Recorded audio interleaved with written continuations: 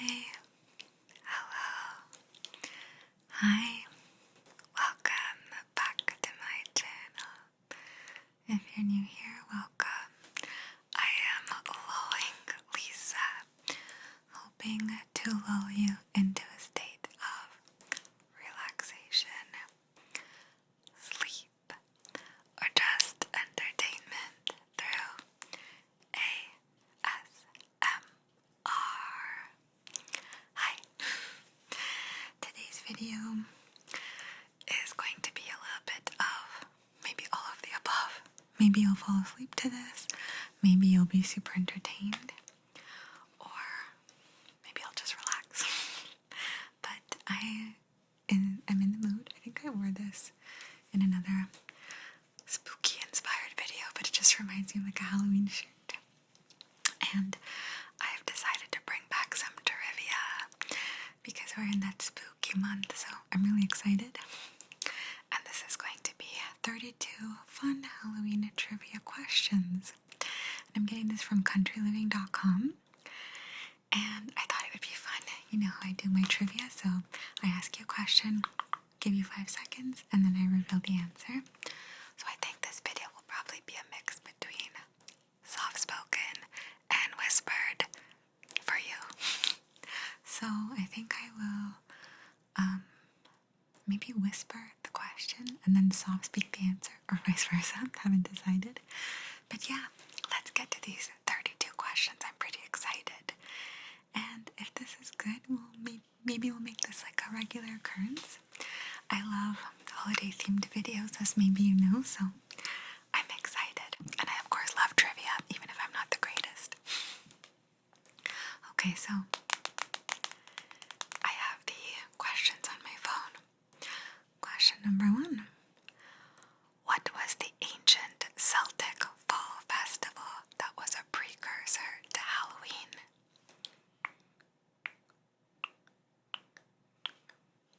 The answer is Samhain. Samhain.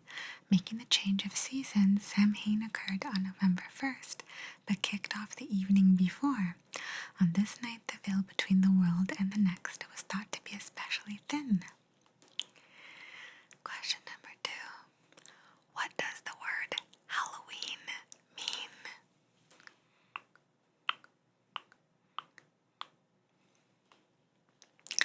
Answer, hallowed evening or holy night, because Halloween is a Catholic holiday too.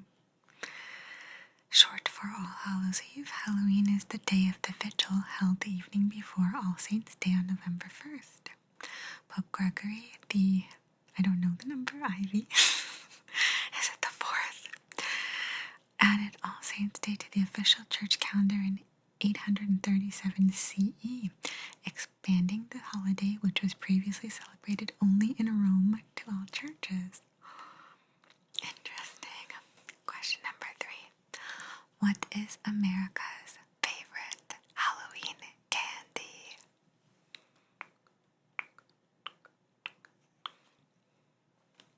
The answer, Reese's Cups. I love Reese's. Oh my god. So, says bulk candy distributor CandyStar.com, which crunched 15 years of sales data from 2007 to 2021 to give us this delicious answer. Is anyone surprised? No.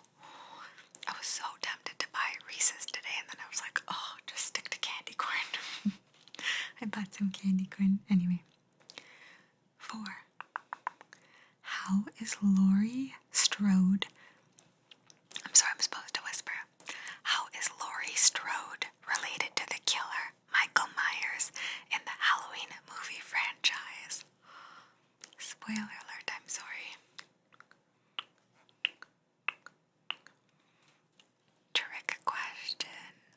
The answer depends on the movie. Halloween 2, released in 1981, reveals that Laurie Strode, played by Jamie Lee Curtis, is Michael Myers' sister.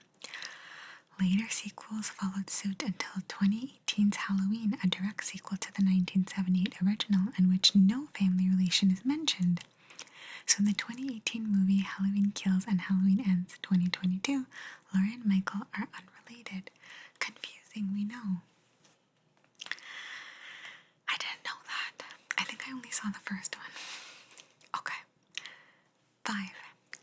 In what state is the norm for trick-or-treaters to receive full-sized candy bars on Halloween?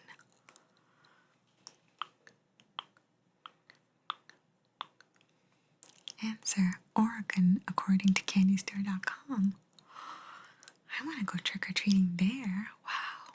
I was going to say Texas because everything's bigger in Texas, but I don't know. Okay. Number 6. What was the original purpose of bobbing for apples on Halloween? So if you don't know what bobbing for apples is, there's a picture. What was the original purpose? Answer, fortune telling, specifically predicting whom a woman would marry. Each apple represented a different suitor, and whichever apple the woman ended up biting into was said to represent her future husband. That's very interesting. Okay. And what if you're not a woman? I guess maybe women bobbed for apples exclusively. Okay. Number 7. Name the haunted San Jose, California home that grew from 8 rooms to 160 rooms while owned by an eccentric rifle heiress.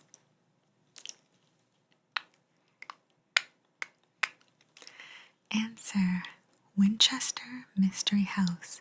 From 1886 until her death in 1922, Sarah Winchester, widow of William Wirt Winchester, continuously added on her California home, which began as a modest farmhouse. Perhaps the spookiest feature of this labyrinth-like mansion, doors and stairwells that lead to ... nowhere. Okay. Number 8, and give me 1 second. Sorry for the noise, but look, I have it right beside me. Everyone's favorite candy corn. I'm just kidding, but it's mine. Okay. 8. What was the original name for candy corn?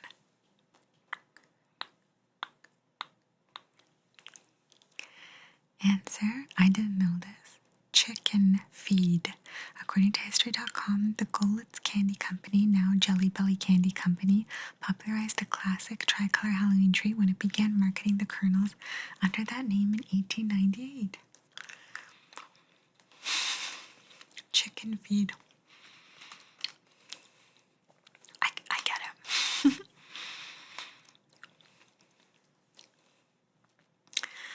Number 9. Which famous magician actually died on Halloween?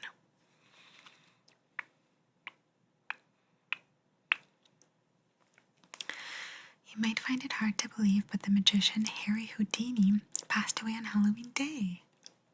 Did I know that? I might have. 10. How did Houdini's wife attempt to communicate with him after his death?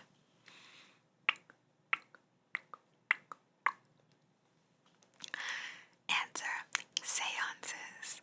Houdini had promised his wife Bess that if he died first, he would send a message in code, one that only they knew, within 10 years.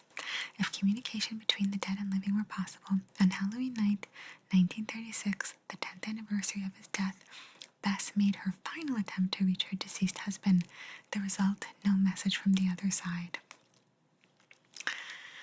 11. Can you guess how many calories are in the average trick-or-treat Halloween bag?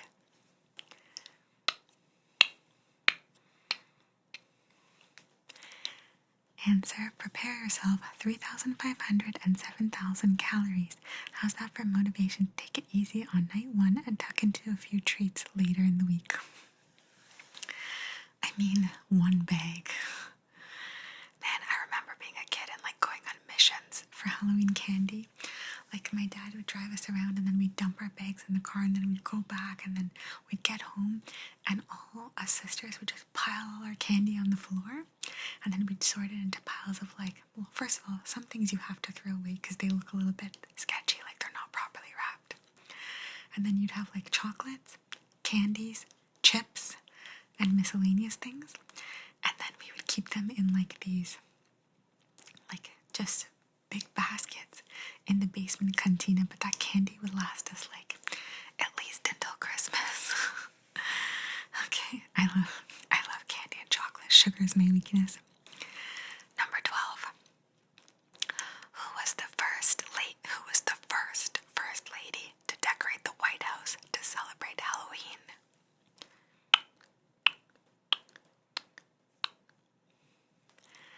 Answer: Mamie Eisenhower in 1958. This 17 times 21 foot jack-o'-lantern is from 1993's decor. I'll show you. That's interesting. I guess my non-American viewers are going to have some trouble with some of these American facts, but hopefully you're still having fun. Question 13. How many pounds of candy corn are produced every single year?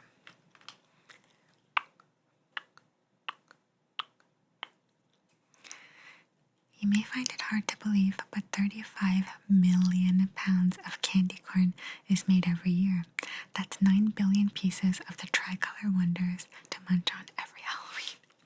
Speaking of candy corn, in my Follow My Instructions video, I took a handful of candy corn and I guessed how many were in that handful, and I was correct, and it just blew my mind. So, I mean, depending on if this video comes out first or that one, I wonder if you've ever seen it, but that actually freaked me out. I just love candy corn. Okay, 14. Question 14. Which candy was handed out to soldiers during the Korean War?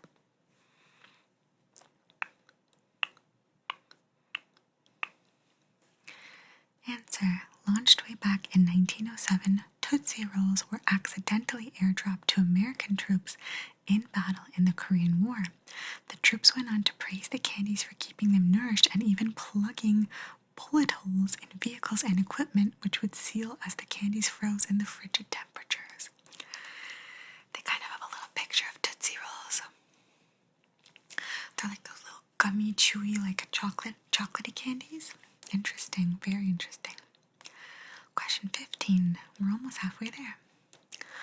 Which country holds the record for the largest pumpkin ever?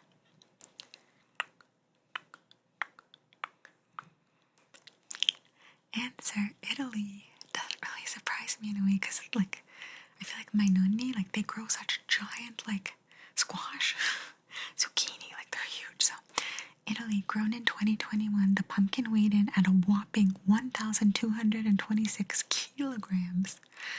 So 1 kilo is 2.2 pounds, so just shy of 2,702 pounds, and measured 11 feet, 8 inches in diameter. Holy moly. Impressive. 16. Which of the following is not a term for scarecrow? How is that a trivia? Oh, okay. Here's the options. Options: Hodmadod, Mermit, Doodle Sack, Hayman, Gallybagger, Taddybogle, Mommet, Mockin, Wabatch.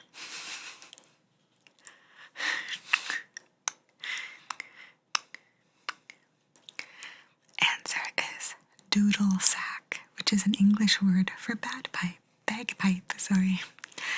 Either way you look at it, until the scarecrow may not have had a heart attack, he does go by a lot of names. 17. What were originally used as the first jack-o'-lanterns?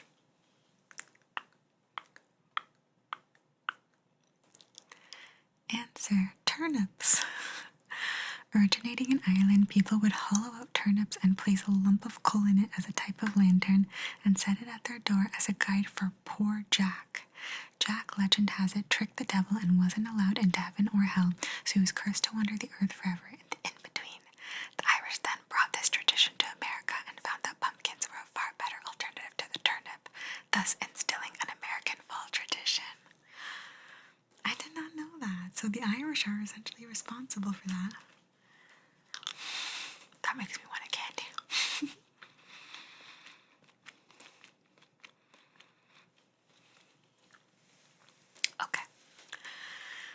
believe we are officially halfway there. Even more so. Number 18. In what century did the tradition of trick-or-treating begin? In what century?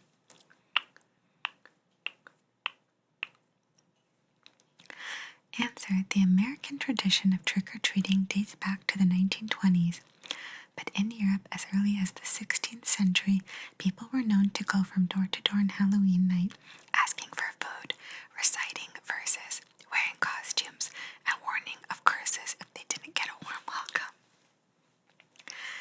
It's interesting because I feel like Halloween is such like an American-Canadian thing now that I don't know how celebrated it is. Like, at least the tradition of going door to door in Europe, at least in Italy, it's not very common. So you let me know if you celebrate Halloween in your country. Question number 19. In It's the Great Pumpkin, Charlie Brown, who does Linus mistake the Great Pumpkin?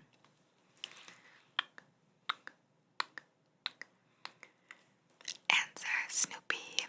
Linus faints after seeing a shadowy figure rise in the pumpkin patch, thinking it's the Great Pumpkin. Instead, it was only Snoopy, which Sally sees and gets mad at Linus for making her miss out on all the Halloween fun to wait in the pumpkin patch. If you watch Charlie Brown, I guess that's, Okay, 20. What was Bram Stoker's original name for Dracula?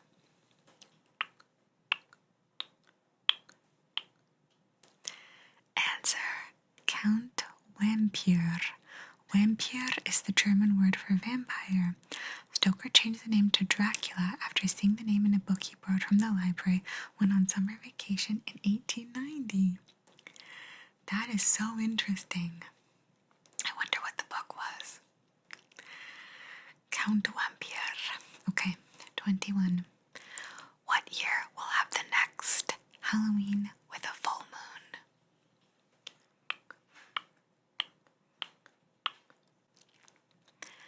Answer. 2039. The previous Halloween with a full moon was just in 2020. Makes sense, that was a crazy year. And after this year, you'll have to wait another 16 years to see another full moon on Halloween night. Wow. So 2039. I wonder how many of you would have guessed that. 22. What Halloween radio drama caused a mass panic on October 30th, 1938?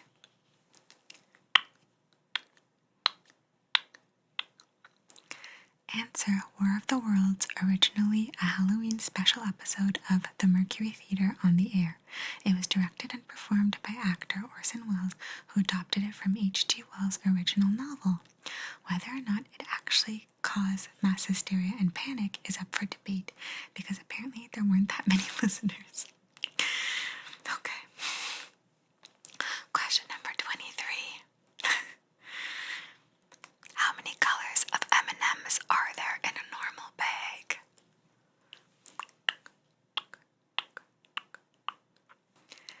Six. The colors in a regular bag of M&Ms are red, orange, yellow, green, blue, and brown. In 1995, consumers were asked to vote on what color they wanted to replace the original tan M&Ms. Blue won and was introduced later that same year. Interesting. 24.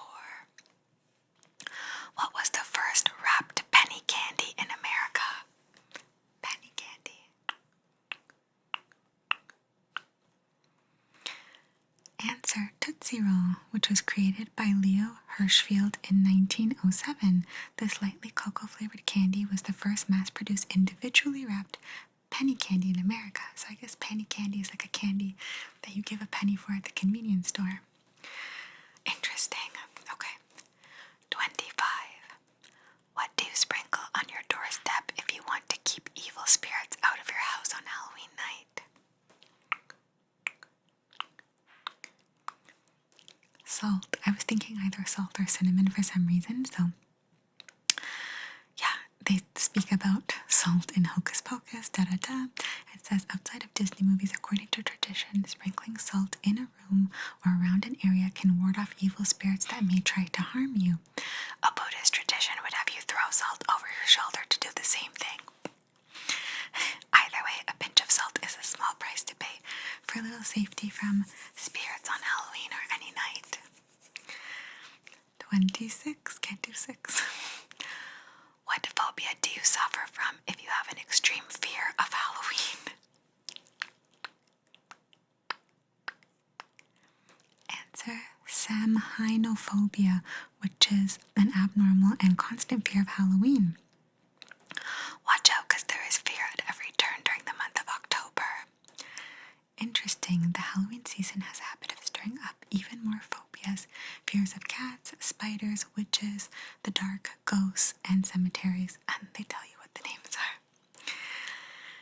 27. What product is banned in Hollywood on Halloween?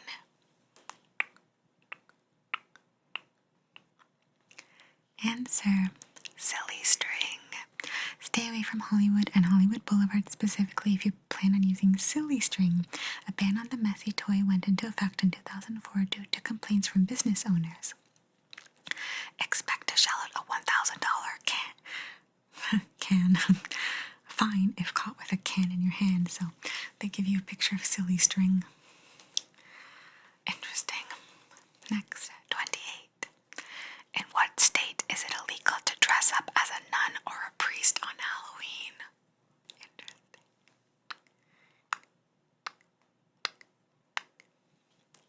Answer, Alabama.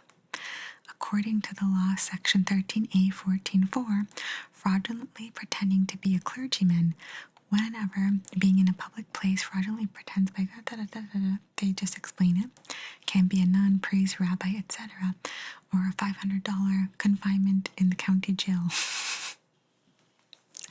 Interesting. Okay, next, 29. What ghost did British Prime Minister Winston Churchill reportedly see in the White House?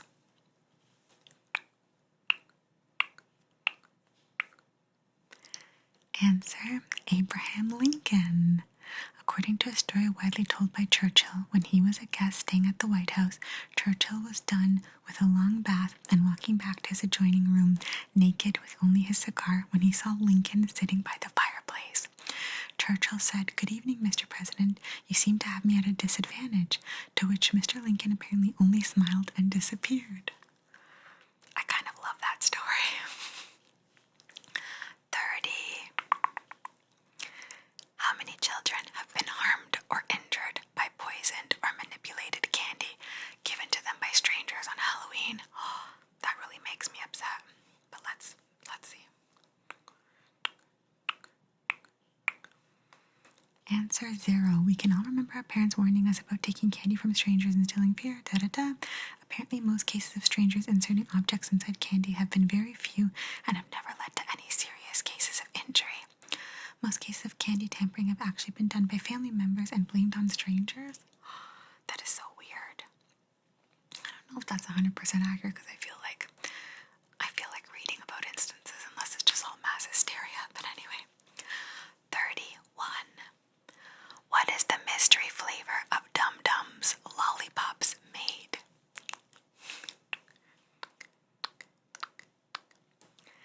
Answer, rather than clean the machines out between flavor batches, the company will take the leftovers of flavor A and the leftovers of flavor B and combine them to make the mystery flavor. They then use a wrapper with question marks designed to signify its mysterious flavor profile. Well, that is just smart marketing. I like that. And finally, 32, I believe, 32. What is souling? What is souling, and what do people ask for door to door?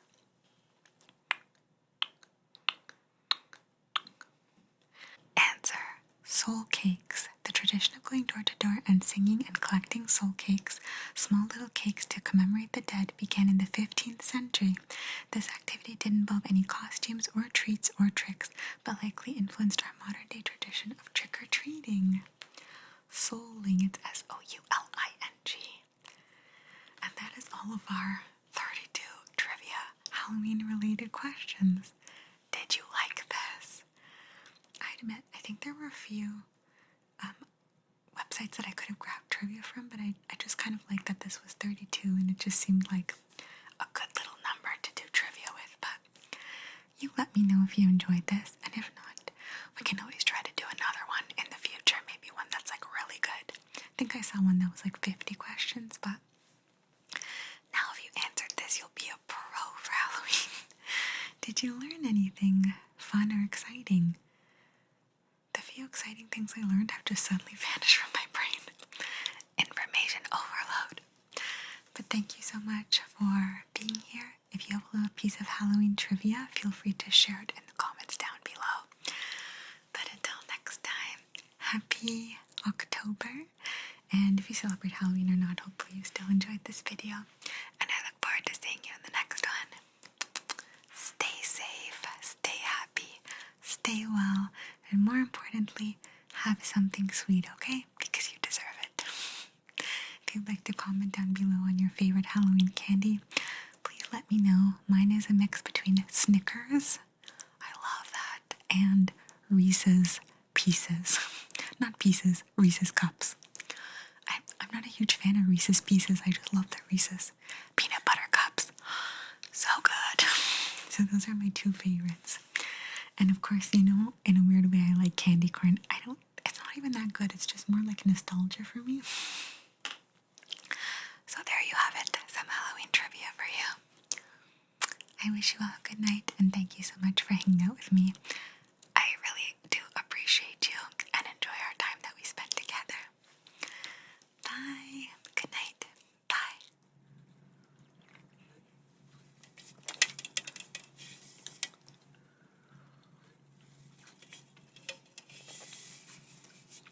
Ah, scusa. Welcome. Okay, and do you have a reservation with us today? Yes, okay, perfect. Let me pull up my computer system. Okay, can I please get your first name? Okay. And your surname? Last name, yes. Okay, I see you. Okay, for security, can you please confirm your last 4 digits of your credit card? Oh, yes, you can check. Don't worry, check. Take your time. Yes, put your bags, settle. Okay.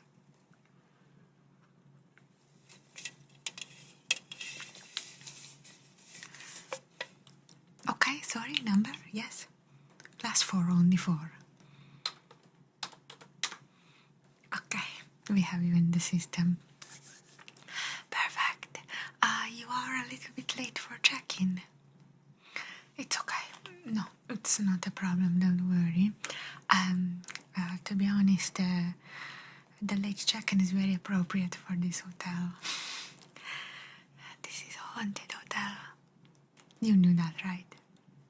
Haunted, I say lightly, but we had some tragedy over the last 100 years, and this is why it is a little bit haunted. There is, of course, rumors we can talk about after, but I don't want to scare you if you don't know. Okay, we will see how you're feeling. Okay, well, let me just pull up your information for the room. One moment, please. And you're the only guest. Okay.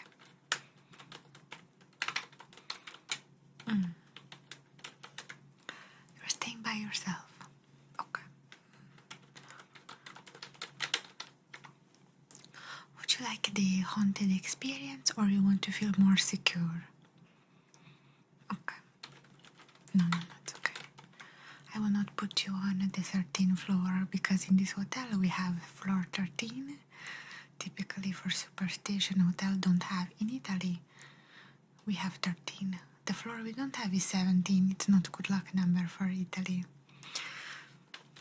But I won't put you on 13 because for us 13, 17 both are not for haunted activity. Okay. 1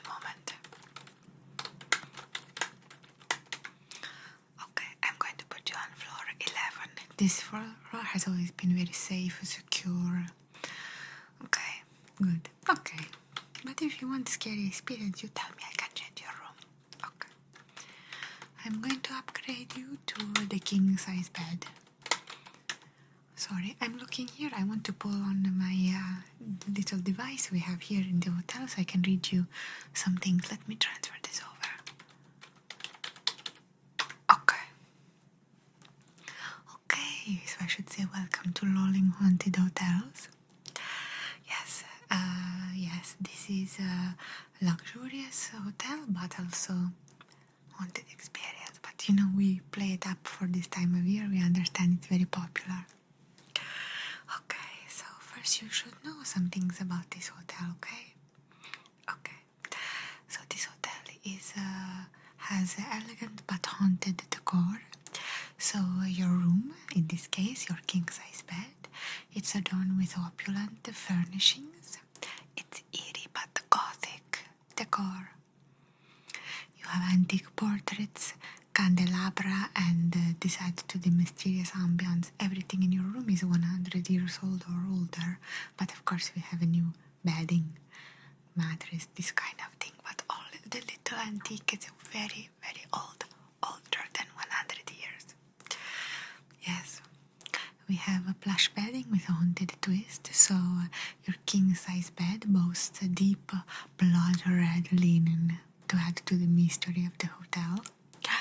It seems to change color in the moonlight, which is quite interesting because today we have a full moon, luna piena, we say, so you can have the view of the moon actually from your window. It's facing, yes, the west tonight, you can see. And this adds the touch of the supernatural allure because we have the myth of the werewolf. You say werewolf? Lupo. Okay, yes. Then you have within your room, to enjoy the moonlight, you have a private balcony with a little bit of fog. So the good news for your room that I gave you an upgrade. Don't worry, it's free of charge, of course. I don't make you pay. This room has a private balcony. You can watch the full moon and you could see enchanting views of the hotel's historic gardens. Our gardens are older than 500 years old and they are kept in the same very condition that the ancient family that lived here kept them 500 years ago. It's incredible. There is so much history. There is even the cemetery of the people, the owner who live here. They wanted to be buried here in the grounds. It's very mysterious. I'll tell you a little bit about the lady of the manor in a bit, but it's very spooky but beautiful. Don't worry, you're safe, okay? But it's a little bit scary. You will see the fog in the morning, particularly this time of year. It adds to the spooky ambience. And tomorrow we're not going to have a very sunny day, so I think you will be very enchanted by the mystery of this. Yes, you said you wanted the haunted experience, so we're going to provide that, but of course safely. Okay. Then you have, we call this the curse fireplace, because in some rooms we have the original fireplace of the owner. Your room has this. It features the working fireplace with the flames that almost dance like a phantasmal, like a phantom, a ghost. Yes, casting the eerie shadows over some furniture in your room. It's quite something to see. Then we have the antique mirror with a secret. So, I don't know if you've been told this, but some mirrors, you have to be careful when you buy the mirror in the second-hand shop, because it is saying, we have the saying that the mirror holds the spirit. Sometimes the ghost can stay in the mirror, this kind of things. In your case, your mirror is like very old, maybe we say 300 years minimum. It's incredible, really. I told you, nothing is more new than 100 years except for the bedding, this kind of fresh linens, shampoos, luxury, this kind of things. But the furniture, everything is very old. Okay. Yes, you can find this kind of thing in Italy, not a problem. Okay. Then you have the heated bathroom floor, but the chilly ambience. I will explain. In the bathroom you see the marble floor, but it's heated. So when you come out of the shower, drip, drip, drip, but it dries automatically, giving you very, very interesting feeling. But it's like almost a whisper effect. When the water dries, you almost hear like the whisper. It says to give very spooky feeling, but very luxurious. You will see, it's a very experience. Then you have the bubble bath, like a cauldron. It's very antique, but it really looks like a cauldron, like the witch's brew. So instead of like a traditional jacuzzi, some rooms have like a cauldron bath. It's like bubbling, like the witch's thing. This is we have inspiration from a new and old, the old structure of the tub, but it's like the model. Yeah, it's very unique. When you see it in your bathtub, you'll be very impressed, and it's very comfortable. So don't be scared, okay? Okay. Then you have something we call mini boo bar. Boo, like the ghost says boo. So it has stocked with elixirs and potions, wine, vino, spirits, these kind of things, bitters. They're in very little cute antique bottles, and I should tell you that it's free. And we have alcoholic but also non-alcoholic beverages for everyone's enjoyment. And there is even Coca-Cola, but for you the Coca-Cola would be in a very cute bubbly bottle, like a very cauldron. I love Coca-Cola. It's my treat once in a blue moon, but today the moon is full, so I can have. And then we have a Seance TV channel. So while you have the gigantic flat screen TV, there's a dedicated Seance channel that plays eerie ghost stories and mythical incantations for you. So instead of the channel 1 of the TV that plays every amenity, this is our Seance channel, and there you can hear some stories about the hotel itself. So if you don't want me to tell, you can go to the room, take a bath, you have a TV in the bathroom, and in your bedroom you can watch the spooky channel and feel the spooky spirit, and some guests reporting after they hear the story, they hear mysterious things in the room. But this is more for floor 13 or 17. For 11 I think you will be okay, but you never know, you never know. Then we have a wicked fast Wi-Fi. This is of course a joke, but very spooky how fast and amazing the Wi-Fi. We have a complimentary spirit service. So this means you can enjoy a cuisine from the hotel's ghost gourmet, like a gourmet but ghost gourmet. Just a joke. In the privacy of your own room, we have dishes like a phantom flambe and a spectral soufflé, these kind of exciting things, but I can go over the menu more if you like. Okay, maybe later, okay. Then for the comfort you have some ghastly gowns and slippers.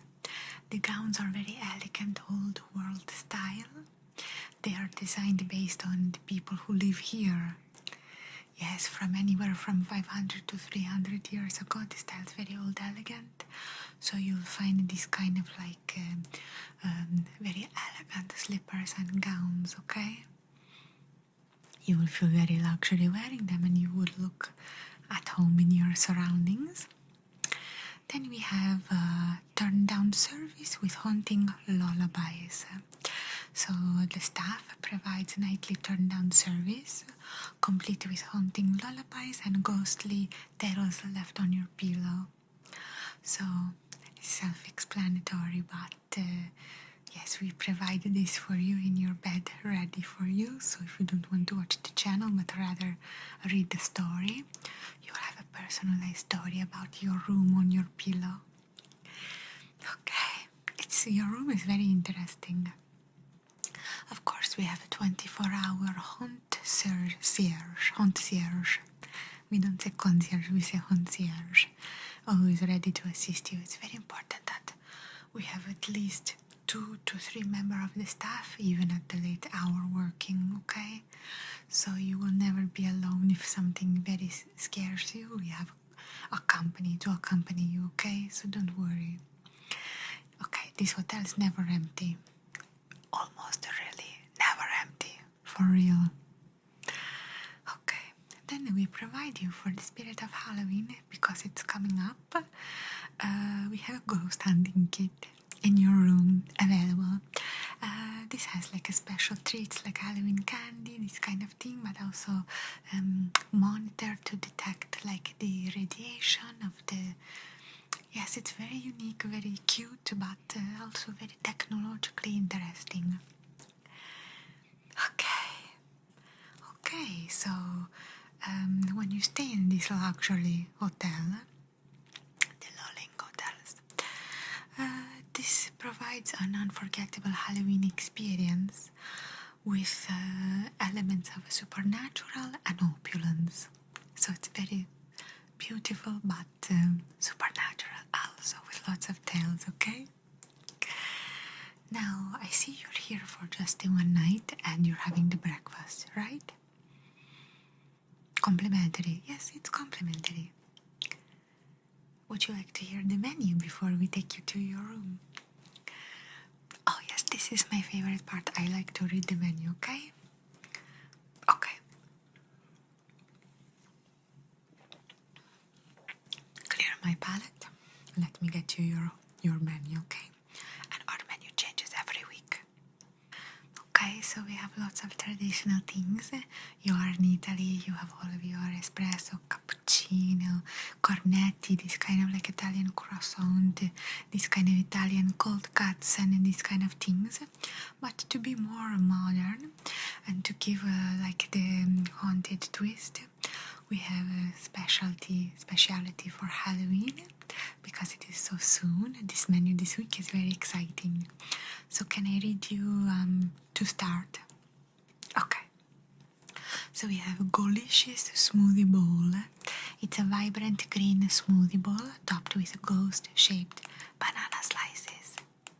Then we have a chia seed spider web and a raspberry blood drizzle. Sounds so good. Yes. Then we have a witch's brew coffee, a dark and mysterious brew of a black coffee, espresso, served in cauldron mugs with a dash of cinnamon and a spider-shaped sugar cookie on the side. Very fun, very playful, delicious. Then for your main course for the breakfast, that's like the starter beverage, you can say. For the main course, we have haunted pancakes, fluffy buttermilk pancake topped with whipped cream ghost phantasmi, a dark chocolate chip ice, and a side of bloody raspberry syrup. Yes, sounds so good. Then we have eggs from the crypt. This is scrambled eggs served with a sauteed spinach, red bell peppers, and a sprinkle of black salt, served in the shape of a coffin. Yes, topped with Parmigiano Reggiano cheese. Then we have a mommy's breakfast burrito, savory breakfast burrito with scrambled eggs, black bean, cheese, wrapped like a mummy with strips of tortilla, so it looks very cute, very fun, playful. Then on the side we have monster fingers, crispy bacon strips, shaped like creepy monster fingers, served with a side of witch's brew ketchup for dipping. We also have on the side bewitched hash browns, golden hash brown potatoes, served with a sprinkle of edible glitter for a magic touch. Then we have a vampire bagel bite, a toasted bagel smeared with jam, cream cheese, fangs for bloody good bite, so it has like little fangs with pepper, this kind of things, or you can get sweet version with raspberry jam. Or we also have more omelette. We have a creepy omelette. It's a fluffy omelette filled with a sautéed mushroom, spinach, shredded mozzarella, folded to resemble a ghostly apparition. And then we have something that is called a monster mashed potato on the side, creamy mashed potato with a vibrant green prezzemolo, parsley, and served with bloody, like this kind of like pepper coulis. Okay. Then we have breakfast macaroni and cheese. You can say this is more like carbonara. Really, it's just your basically eggs, bacon, this kind of thing, but it's in a cauldron. There is a crispy guanciale on top. It's very good for breakfast. Some people want pasta. And then we have some like sweet things. So I will read you some like a dessert. We have a spiderweb donuts, freshly baked spiderweb shaped donuts with chocolate glaze, and it's like this marshmallow, like a meringue on top, like a spiderweb.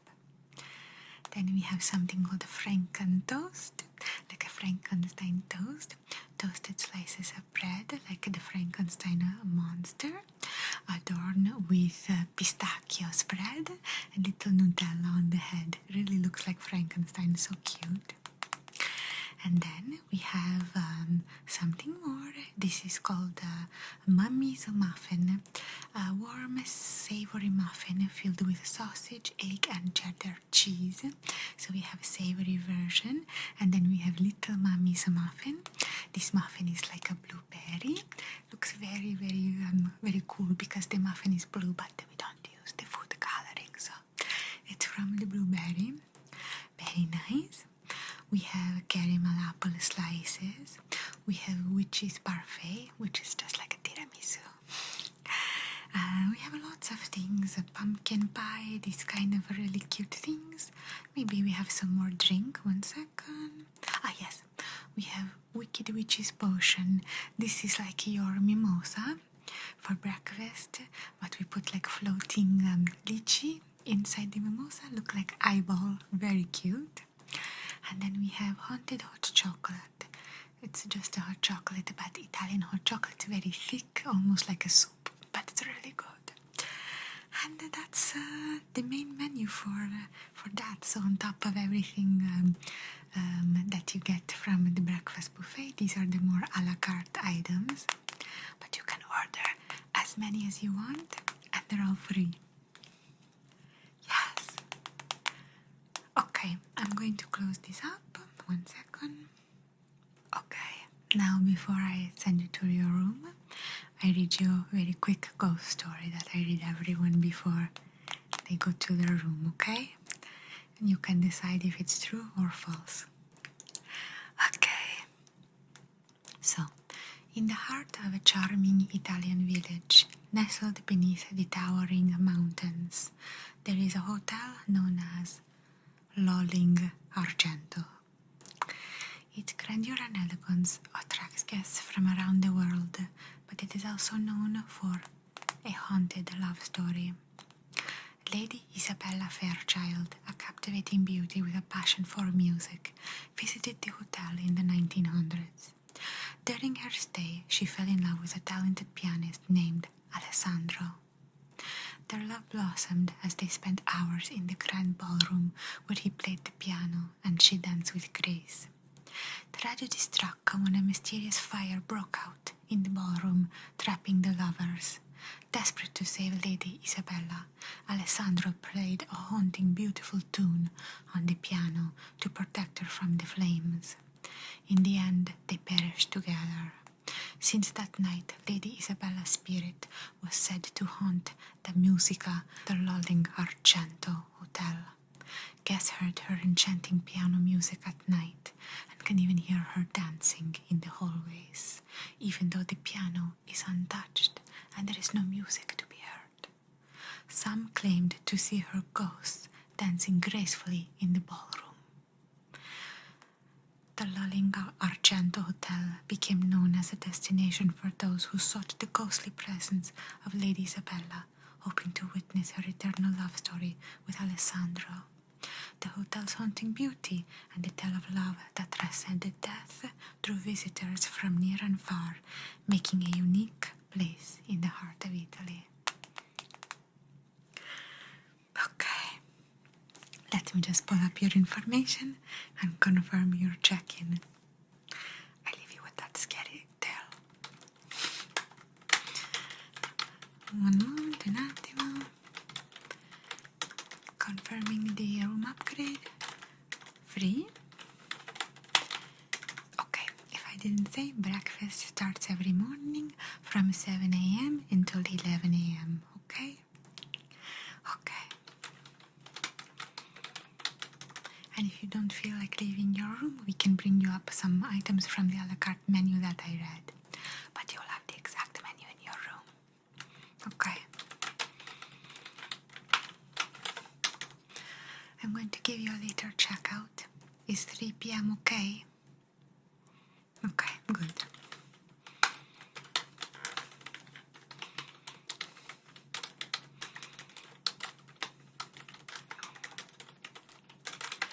Okay, 3 p.m. Room upgrade. Okay. Since it's very late, I want you to enjoy your stay and make the most of your time here at the Lolling Hotel.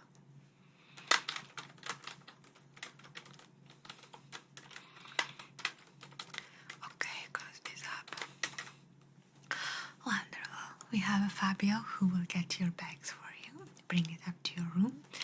Please don't worry about tipping him, okay? He does not need any tips. In Italy, we are paid enough. We don't work off of tips. We are just happy that you're happy, okay? I will send Fabio up. Don't let his appearance spook you. It's not a costume. He's just very tired. I'm joking. Okay, but for real.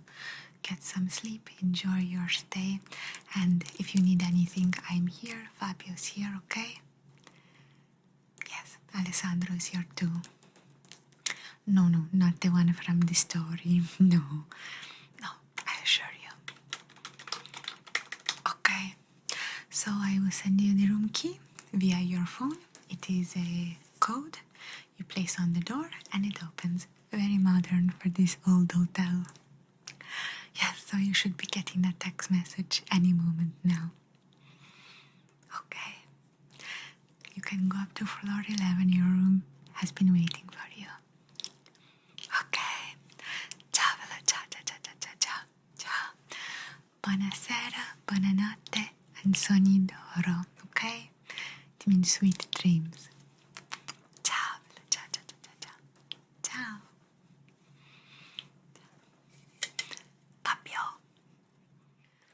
Hi. Hello. Hi. Welcome back to my channel. If you're new here, welcome. I am Lulling Lisa, hoping to lull you into a state of relaxation, sleep, or just entertainment through ASMR. I'm so excited to be here with this video because this was a long time coming.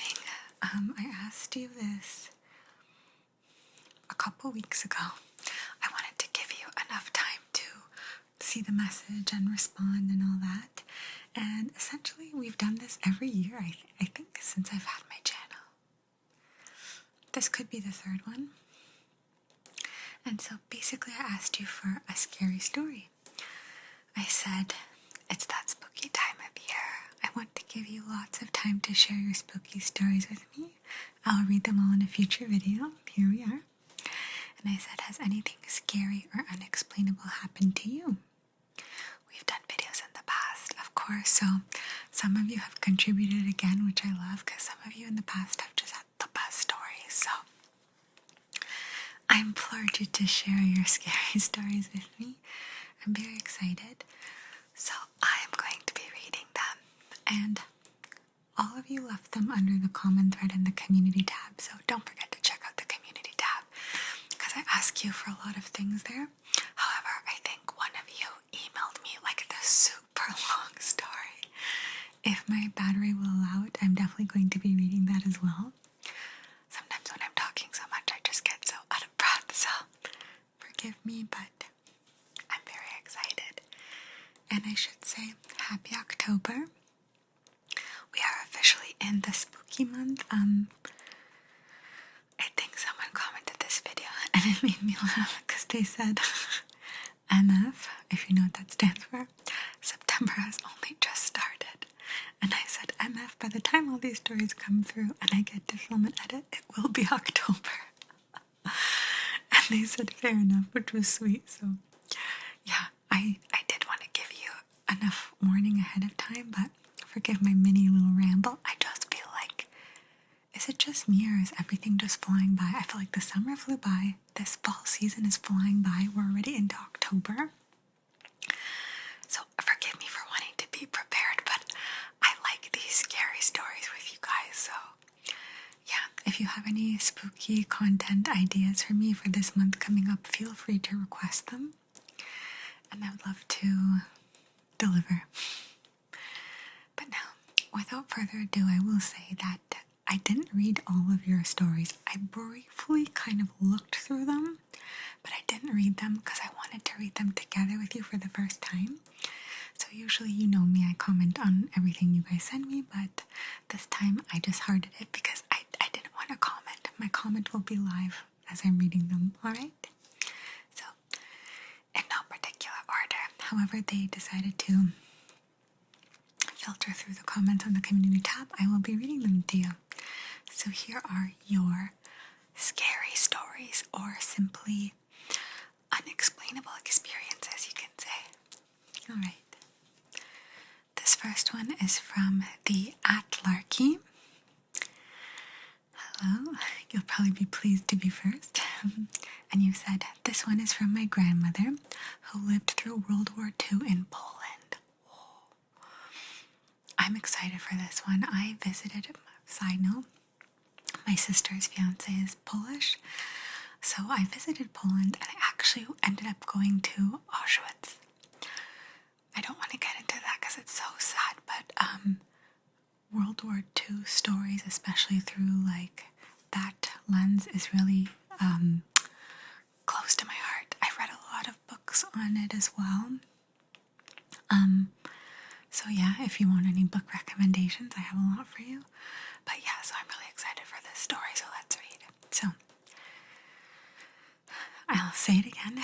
This one is from my grandmother who lived through World War II in Poland.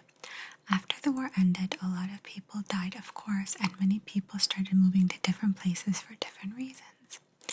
Many wanted to leave the old memories behind. Others simply lost their old houses and needed new ones, while some were forced by the state to do it, just so the new post-war economy can work at all. The gist of it is that many people ended up living in houses left by dead families.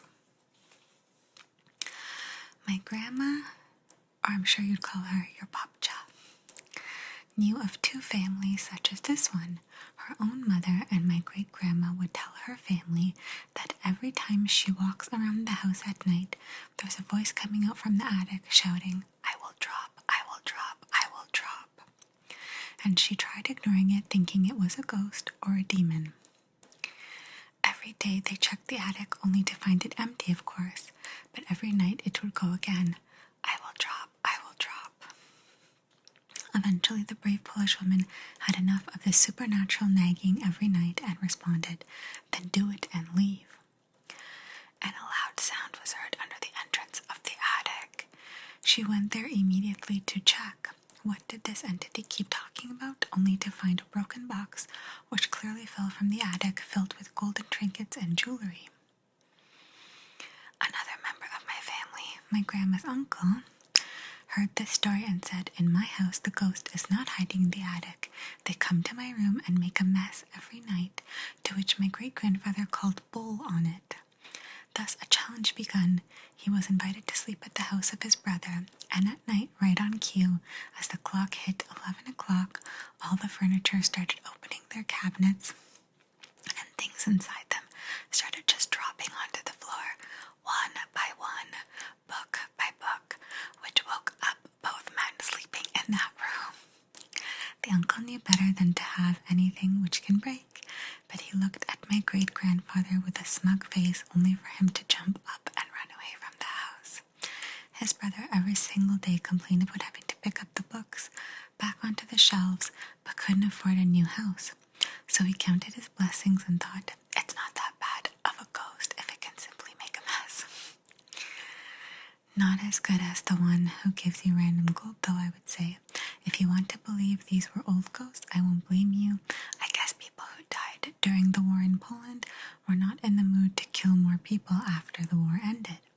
One of them seemed to want to help a big family, such as the one my grandma lived in, while the other one simply felt salty, or maybe they were looking for something.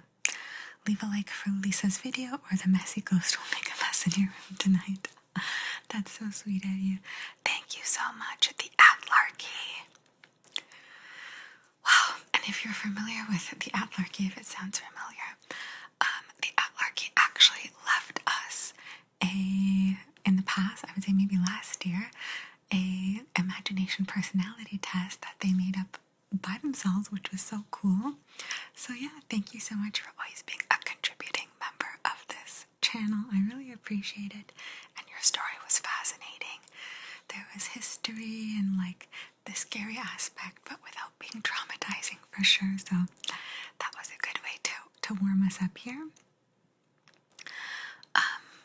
Then next, let's see. Some of you just simply said you're excited, and some of you made a few jokes, but let's go to the next one. This next one is from SVA60CYYZ59. I don't know your name, but that's okay. Maybe you can say so in the comments down below. If I read your story, let me know. And you said, I once had a dream where I was flying on Northwest Airlines in the 1980s. When the plane reached its cruise, a massive gaping hole exploded into the cabin and everybody's belongings, all disposable items and seat furnishings, were sucked out into the open sky. Everybody on board were screaming like banshees. The screaming was so loud that it pierced my ears, and I can still distinctly remember the sound of it today. The plane lost control as all of the control systems were damaged. The plane eventually crashed into a mountain. However, I had been ripped out of the plane just before it crashed.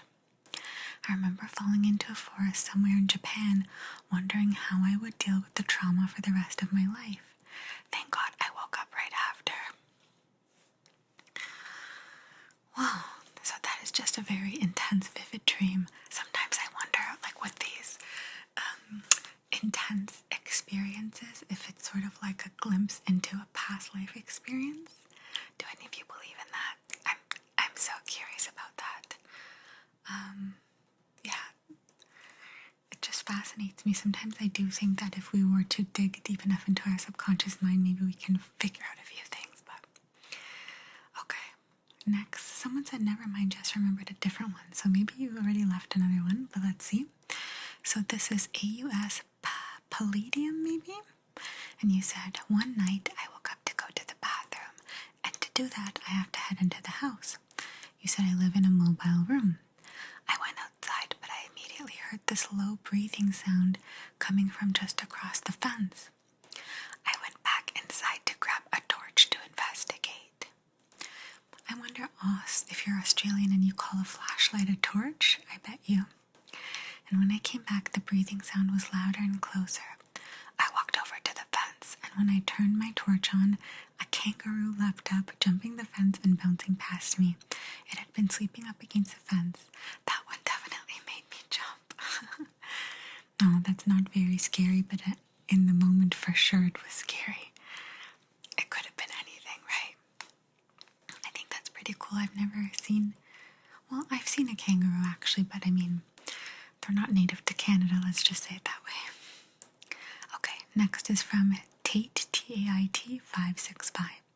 And you said, not really scary, but when I was 9, I remember I was on an evening walk with my dad, and we saw something in the sky that we still haven't been able to explain. It looked like some combo between a satellite lantern and a drone. A satellite lantern and a drone. It was huge and bright and very high up in the sky, but it didn't move like a normal aircraft. It wavered back and forth for probably an hour. It would dance around, and because it was so far up, it was probably moving super fast. Both my dad and I are very logical people, so this completely changed our mind on the unknown. I love that. I remember we spent hours researching what it could have been, but found nothing. It was seriously unexplainable. I'm convinced it was either an alien or some secret government experiment. Weird stuff. Oh, I love that. I feel like I saw, when I was at the cottage, or the cabin, whatever you want to call it, weird lights in the sky as well. It kind of looked like a few lights, and they were hovering in just the same area, not moving, and then suddenly they vanished.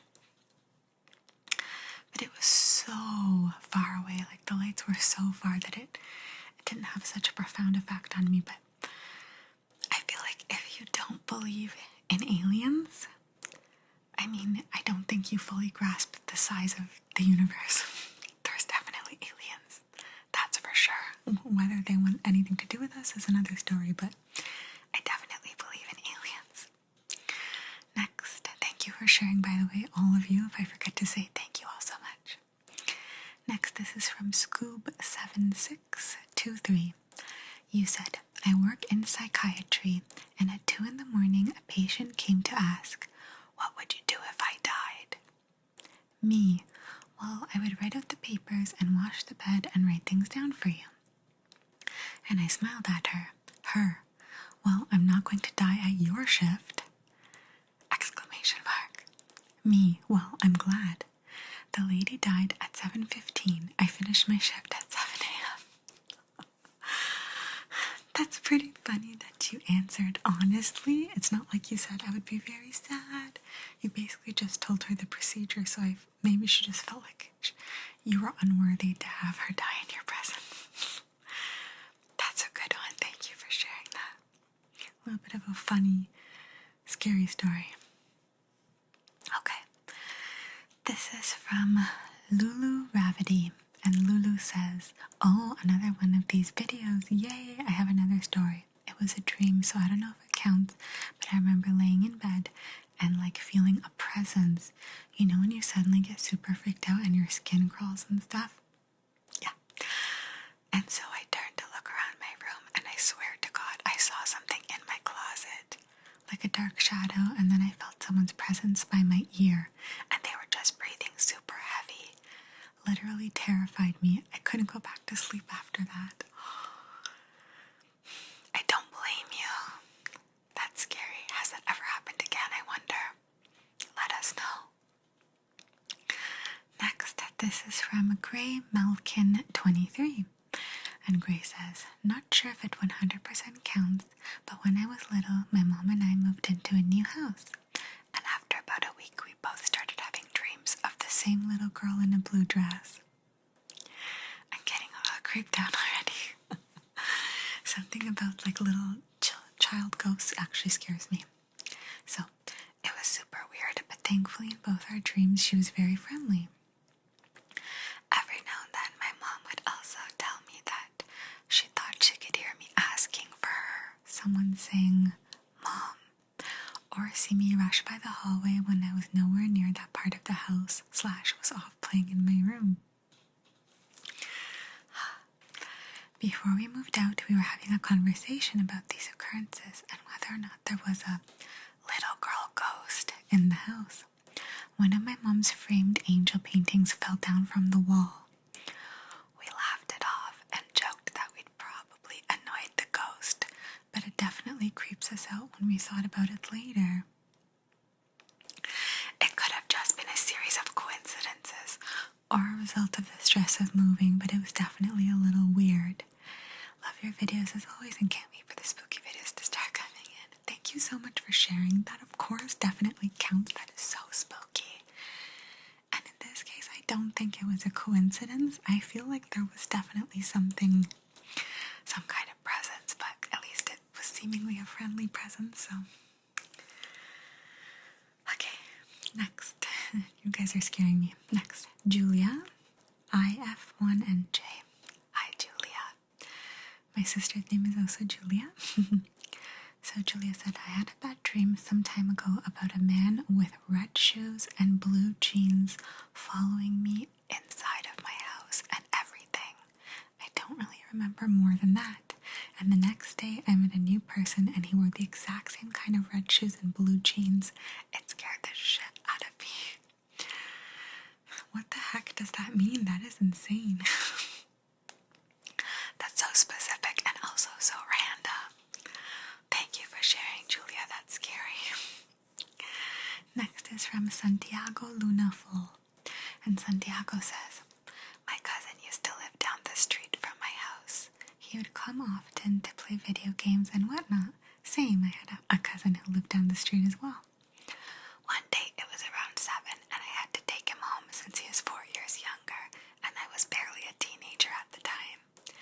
We rang his bell since he wasn't trusted with the keys yet, waiting for my aunt to come out and let him in. Nobody came out. We rang the bell again and even yelled out for his mom. We both heard my aunt's voice from inside the house saying voy, which means I'm coming in Spanish. We waited 5 minutes or so and still nobody came out. We just happened to turn our heads at the end of the street and my aunt was walking towards us, returning from a trip to the store, as we found out later. We both heard her voice specifically.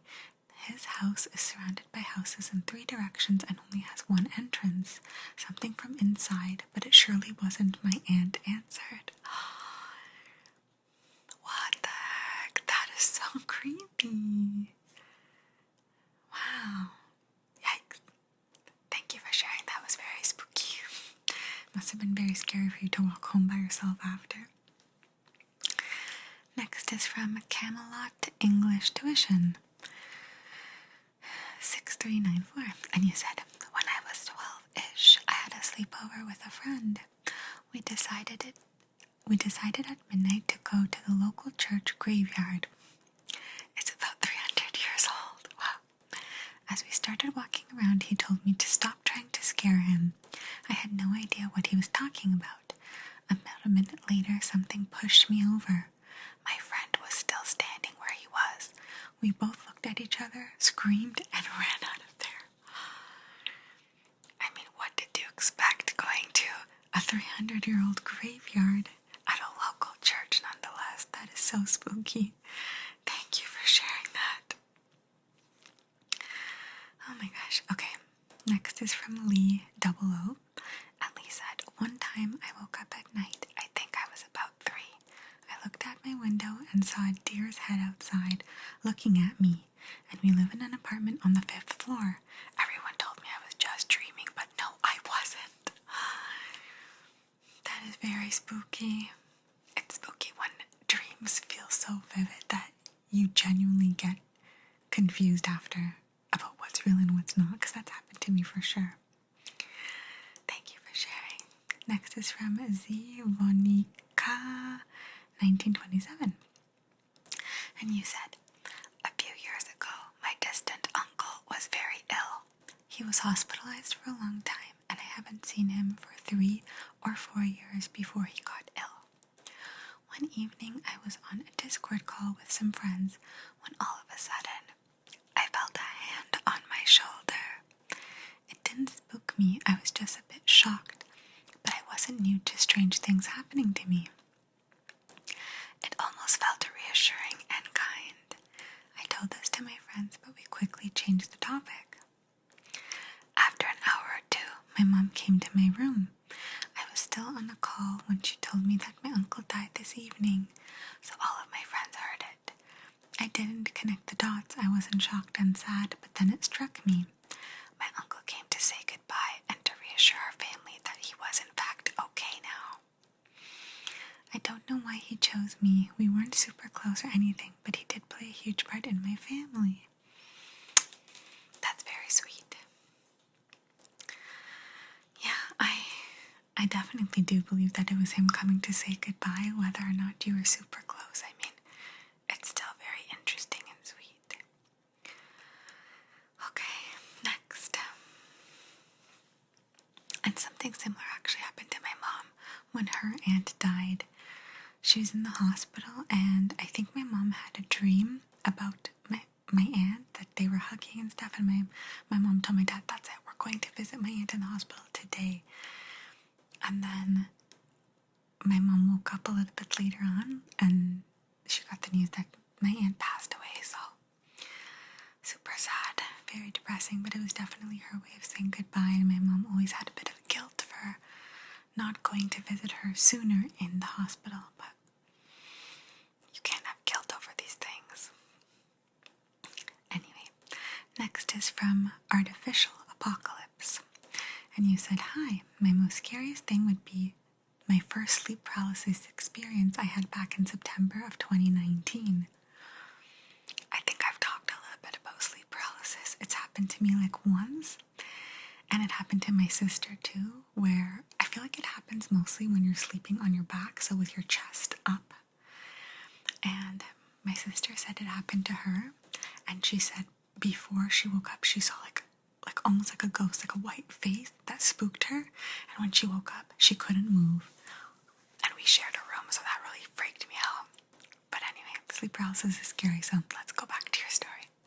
Back in September of 2019, it was a stormy early morning with thunderous lightning when I woke up and found out I couldn't move my body at all, just my eyes. And then I just focused on what I heard in the room, some weird voice that goes, I'm glad to be here in this room. I'm glad to be here in this room.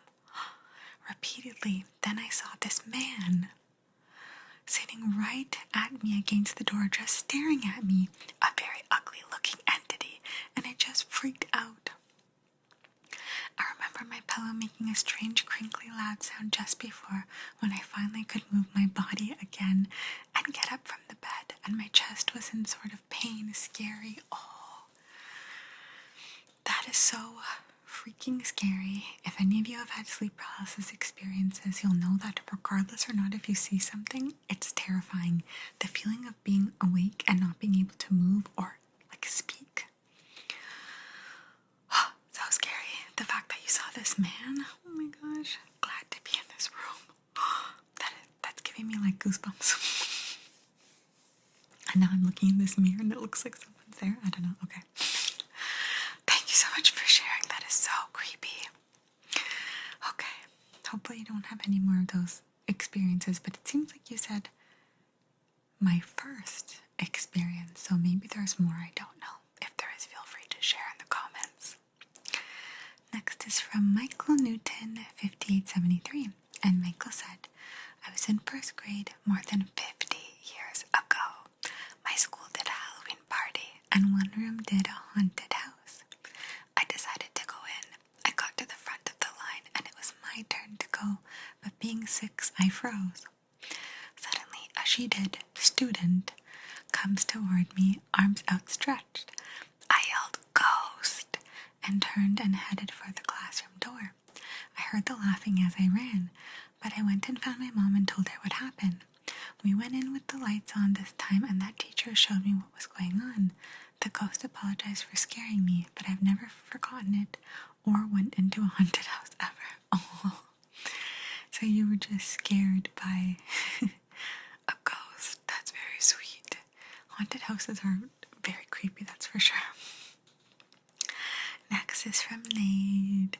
Nade5533 now. I'm excited to read Nade's because Nade always has such good creepy stories, and I didn't read this yet, so I'm excited. So you said, ooh, yes, fun. Okay, I have a good one. Okay. I'd like to begin with my usual disclaimer. English is not my first language, so I apologize for any grammatical mistakes, but Nade, you write so well, so there's no need. Okay, so you said, I've shared a couple of my stories here before, but this one happened to my friend. A few things that you need to know first. I am from Mauritius, or Mauritius. Sometimes I don't know how to pronounce that. Mauritius. Mauritus, which is a multicultural country, and the friend in question is a Hindu. And traditionally, Hindu wearing attire is red. This is relevant to the story, okay? So, this happened a few years ago, back when my friend was about to get married. A few weeks before the wedding, she woke up in the middle of the night feeling hot weird because it was in July, which was winter for us. Okay. She sat up on her bed to open her window when she heard the sounds of bangles clinking. She turned to where her dresser was, and she saw a woman from the back. She was dressed in a beautiful red wedding attire. Her hands were up, and she was putting bangles on. My friend thought it was her mom playing a joke on her, and so she laughed and said, "Mom, what are you doing?" That's when the woman stopped what she was doing and looked directly at her. This is where it gets creepier. The woman didn't have eyes. The eye sockets were there, but there was nothing in them. She opened up her mouth as if to say something, but not a single word came out. My friend was so frozen with fear that she didn't yell. She couldn't even move. The woman held up her hand and gestured for my friend to follow her. She then turned around and started to walk away. As she passed the cupboard, which has a mirror, my friend noticed that there was no reflection whatsoever in the mirror. The woman continued to walk away and vanish from view. It was only then that my friend started screaming, and her mom, whose room was just next door, came to see what happened. By then, of course, there was nothing in the room. She told me the story the following day, and I told her that it might have been a bad dream since she was super stressed with the wedding and everything. However, a few weeks later, she told me that she had told her grandmother what happened, and as it turns out, the grandmother saw the very same thing before her own wedding. What the heck? What does it mean? What does that mean? Whoa. Scary. Oh my gosh. What the heck does that mean? I need to know. Clearly there's some kind of a significance to that, because what are the odds? Wow. And the fact that it's red just makes it a little bit creepier, just because it's like, you can just imagine like seeing a red dressed eyeless person in the night. I don't know, that really scares me. Okay. Whoa. Thank you so much for sharing, Nate. Your stories are honestly like the best. They're always so cinematically spooky. Okay, next is from Hornet with a Glock 4347. You said, to be honest, I don't know if mine was a mistake or if it could have been something else, but it was like this. So I was around 10 at the time, and I woke up at around 3 or 4 a.m. And I was wondering what I was doing up so early. So I tried to sleep again, but after 5 to 10 minutes after trying to fall asleep, I heard scratching from one side of my wall to the other, and that side of the wall went into the living room. And we had a table with a computer on it, so I was like, what the F is that? But I was an optimistic person, so I didn't mind it really until I turned around to face the door, and the rest of my room, I was turned first towards the wall and I couldn't see anything. And that's when my door slowly creaked open, and it was this tall black figure, and my dad ain't that tall, so I entered a panic state and just closed my eyes, and then I heard close breathing, and then it left when I opened my eyes, and everything was good again. But 1 week later, we were fixing my bed, so we took out the bottom frame of the wood, and we placed it standing on the side to the same wall, and that night while I was sleeping, I woke up at the same time and tried to sleep, and while trying I heard scratching again, but it stopped sooner. I slid a bit further away from that wall onto the other wall, and then the wooden piece, shown in the emoji, of the bed, fell and would have hit my neck at a force that would have killed me if I didn't slide a little back, meaning I somehow saved myself from death at the age of 10. That is so creepy. Wow. And then Nate said in the comments, it could also be a hat. Whatever it was that woke you was trying to protect you. What matters is that you woke up in time, though. Wow. And then you said, yeah, you have more, but they sound fake. Wow. Don't be afraid to share them. I love these stories. Next, I think we are getting toward the very end, so maybe a few last stories, and then I'll try to read the long one. So this is from Joe Hall 5560, and you said, I don't know if it was real or an over-emotional child's brain, but my sister died when I was 3 of meningitis. Oh, I'm so sorry.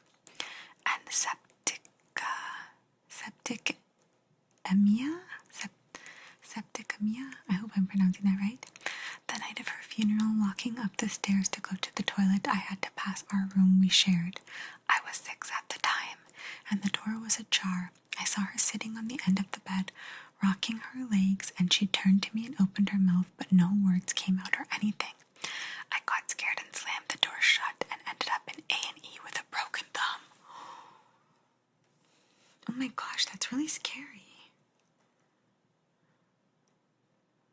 I feel so bad for you. I'm so sorry about your sister's death and that you had to have such a scary experience. Wow. And that's basically all the stories that you have shared. And I have another final one. I'm going to try to find it in my emails. And I'm definitely going to have to change the battery, I already know, but let's see what I can get away with reading. But thank you guys so much. So this one is from Legacy. And you said, "Greetings. I first wanted to introduce myself. I understand that my handle might be different, but you can refer to me as James." Okay, James. I had grown to take a liking to your content of unnerving stories and observed you sharing other folks' unsettling testimonies as well. That led me to want to share mine in the hopes of you doing the same. Thank you so much, and your story's quite long, but let's see what we have in store today. So you said, "My story takes place back in the winter of 2000. I had just graduated with my best friend Joel. Joel and I grew up together almost our entire lives, seeing as we spent almost every summer, autumn, winter, spring, and repeat. During the winter, especially since we'd often use the winter break to go hunting when he was in town. I hate hunters. I'm sorry. Who am I to talk? It is obviously more humane than the way I eat meat, but I just hate the fact that you could just end some things like life. Like, I go out of my way to just save anything, like even if it's a spider in my room, I'll make sure I take it and, I don't like to kill anything, but I'm a hypocrite because I eat meat, but yeah. But anyway, I'm not judging you. On winter break, Joe and I would fly out to West Virginia to his grandfather's property, which was located dead smack in the middle of a thick patch of woods. R.I.P. Papa Charlie, you will be missed. Aw. Joel and I had been hunting at his grandfather's place since 1994, so we had grown to be on the more familiar side with the whole operation on basic survival skills, and being acquainted with the outdoors and wildlife. With short time that we were getting ourselves into the hunting scene, we were still pretty much amateurs compared to other more seasoned outdoor veterans. But even so, we could still get a firm grasp on what we were doing. But on this occasion, however, we would forever question what it is really beyond our normal understanding of the outdoors. It was a cold and snowy afternoon in December 2000. We had just gone on our Christmas break of our senior year. We had flown out to West Virginia to begin our annual hunting expedition. We pretty much did the exact same thing on this voyage to the woods as we'd done in previous years. We'd got an hour hunting rifles and side firearms just in case we might run into trouble. We'll always have a couple of field rations, a tent with sleeping bags, 2 flashlights and 2 backup flashlights, a first aid kit, and some canteens of water, among other things. We would usually go about 1 kilometer or 2 from my granddad's property, but being our senior year, we thought we might test the waters a little bit and adventure just a few more kilometers deeper. Okay, I remember venturing out and seeing the gorgeous afternoon sky that shone above us with beautiful pinkish blue painted colors being lit up by the gorgeous orange-yellow sun that had begun to fall to escort us into the evening. Joel and I had set up camp and began preparations for a campfire. We would usually do this in order to set up a position to come back to. After we finished with a set task, we would set our belongings down and assess our inventory. We would sit down the unnecessaries and bring along with us the more important things we needed for a hunt. We'll always carry a meat kit with a field ration or 2 along with a couple of canteens of water and of course our firearms. After we conclude that we are all set, with usually scout the surrounding area and survey the tree lines that encompassed our camp. It didn't take take long for us to find a decent spot for us to hang out for a bit. It already dropped down to the evening time, so we broke off a branch and stuck it in the ground to mark the trail that we had made so we could come back to it. Okay. After we finished sticking the branch into the ground, we headed back to our campsite and went to bed.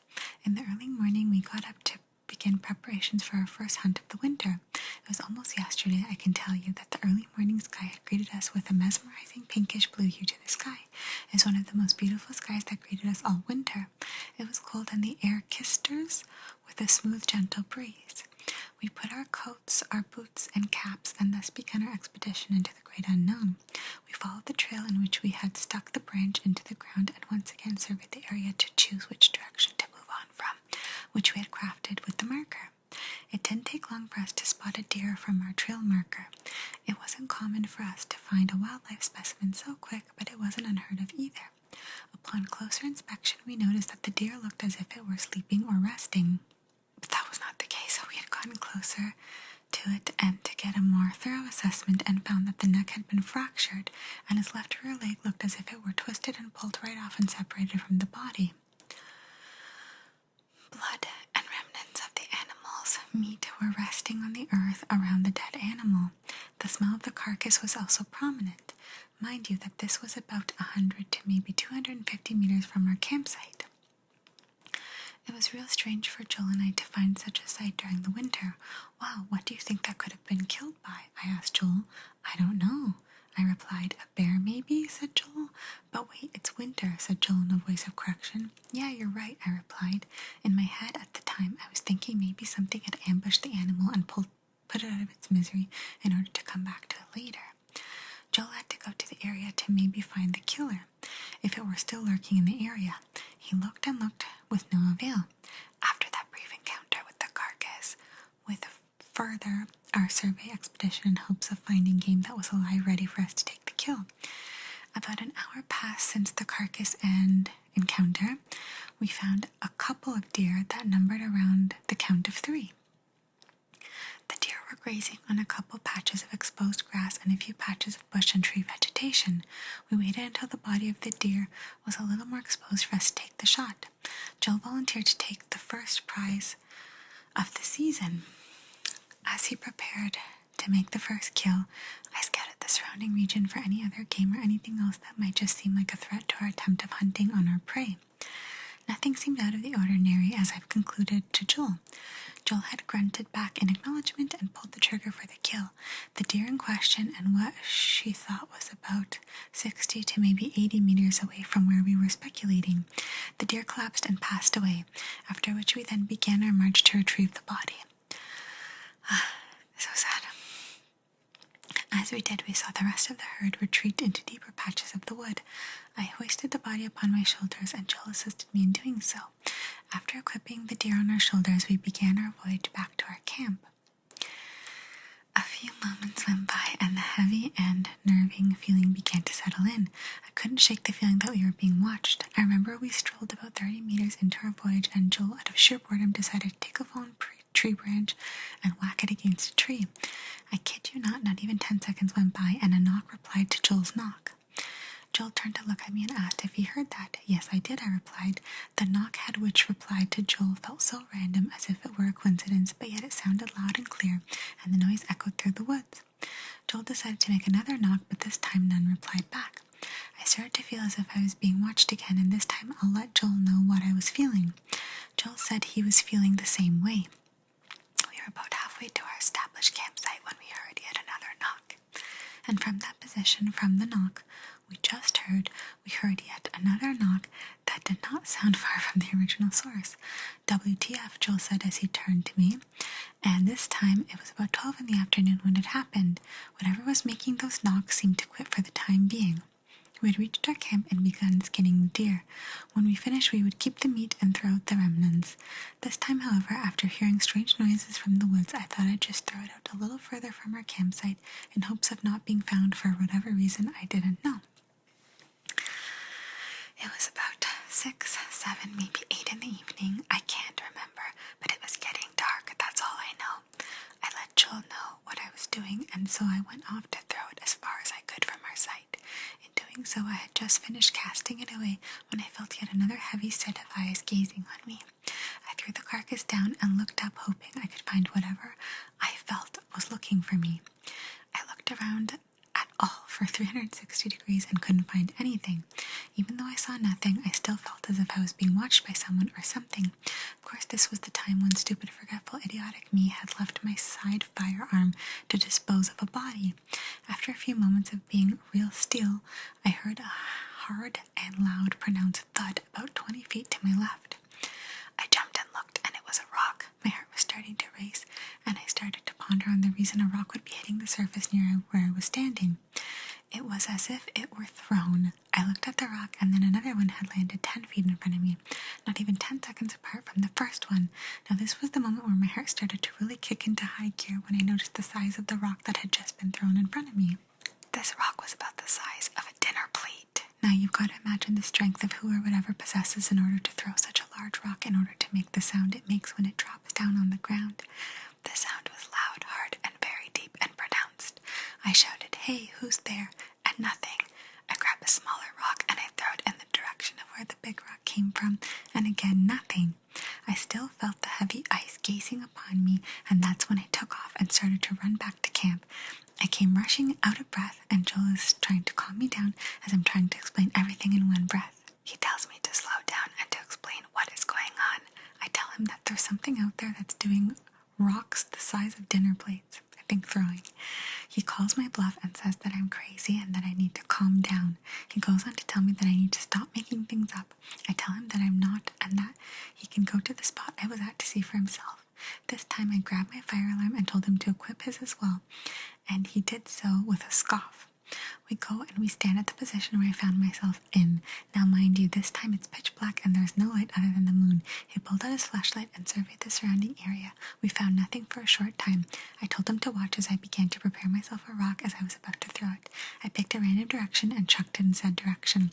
A few moments later, whatever was in those woods replied with the action of a throwing rock in our direction, and this time it was an even larger rock the size of a computer monitor. Joel let out a loud F-bomb and shone the flashlight in the direction from where the rock came. There, deep in the woods, we saw a pair of eyes. These eyes were a goldish-reddish color that reflected the light that Joel had used. Joel and I locked our gazes on the eyes for only about 3 seconds, but it felt like an eternity. After that, the eyes vanished into the woods. We decided to tuck tail and run back. We decided that was enough exploring for the night and decided to go to bed. On our way back, I kept telling Joel, "See, I told you, I told you." I told him. For some reason, Joel had to look in its eyes that said that he was frightened but not fully convinced that what he saw was real. When we had reached our tent, we talked ourselves in and slept. It was about 2:30 in the morning when something woke me up. I lifted my head and all of a sudden I started to get a whiff of the most foul, most unholy, most nose-killing stench I've ever known to mankind. It smelled like stagnant sewer water that had feces and rotten eggs poured into it. After that, I heard deep and heavy footsteps a few dozen meters away. I remembered hearing Joel snoring in the background, sounding like a stereotypical dad snore. Then out of nowhere, I heard something making noises as if it were trying to copy Joel's snore. I turned and faced the direction which it came from. With each cycle of Joel's snore, the creature replied with a perfect and eerily identical response as if it were communicating. I shook Joel up to tell him what I was experiencing. As I did, the mimicking creature suddenly stopped. As I did, I heard retreating footsteps, and I promise I'm not joking when I say I only heard 3 deep footsteps before it vanished into the woods. I took only 3, and the creature was gone. I still remember the smell and still remember the sounds of that night. After Joel had gotten pissed with me that I woke him up, he went back to bed. So did I. It was the last week of winter break, and we decided to go out hunting for just one more time. It was noon when we commenced this operation, and we did the usual routine. We went back to the site where we found the dead body, and it was gone, thinking nothing much of it, as there could have been a potential predator. We continued deeper into the woods, and sure enough, we found a little rabbit. I decided I would be the one to collect this fine specimen. Joel agreed and let me have the kill. Super easy and super quick, we collected the rabbit and made our way back to camp. Upon arrival, we noticed that our deer that we had shot had gone missing. The annoying thing was that we had hung our carcasses about 8 feet in the air via a tree branch that was suspended. On closer inspection, we noticed that our ropes looked like as if it had snapped and something had grabbed the carcass, yanked it, and pulled it with a branch. I looked down and saw large, deep, human-looking footprints on the ground beneath me.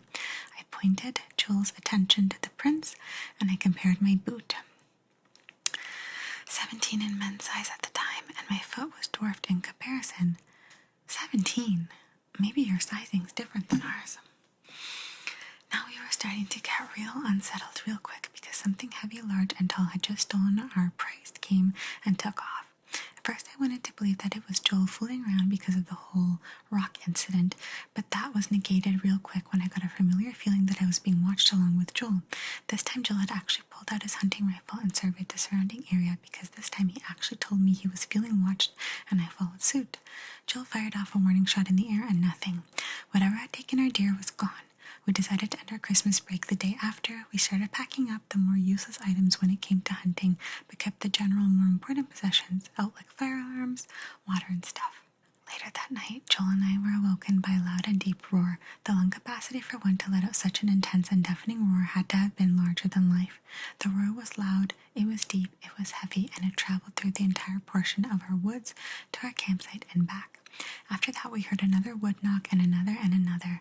Joel and I grabbed our fire alarms and just sat there in our tents, unable to move out of fear that something was watching us as we slept.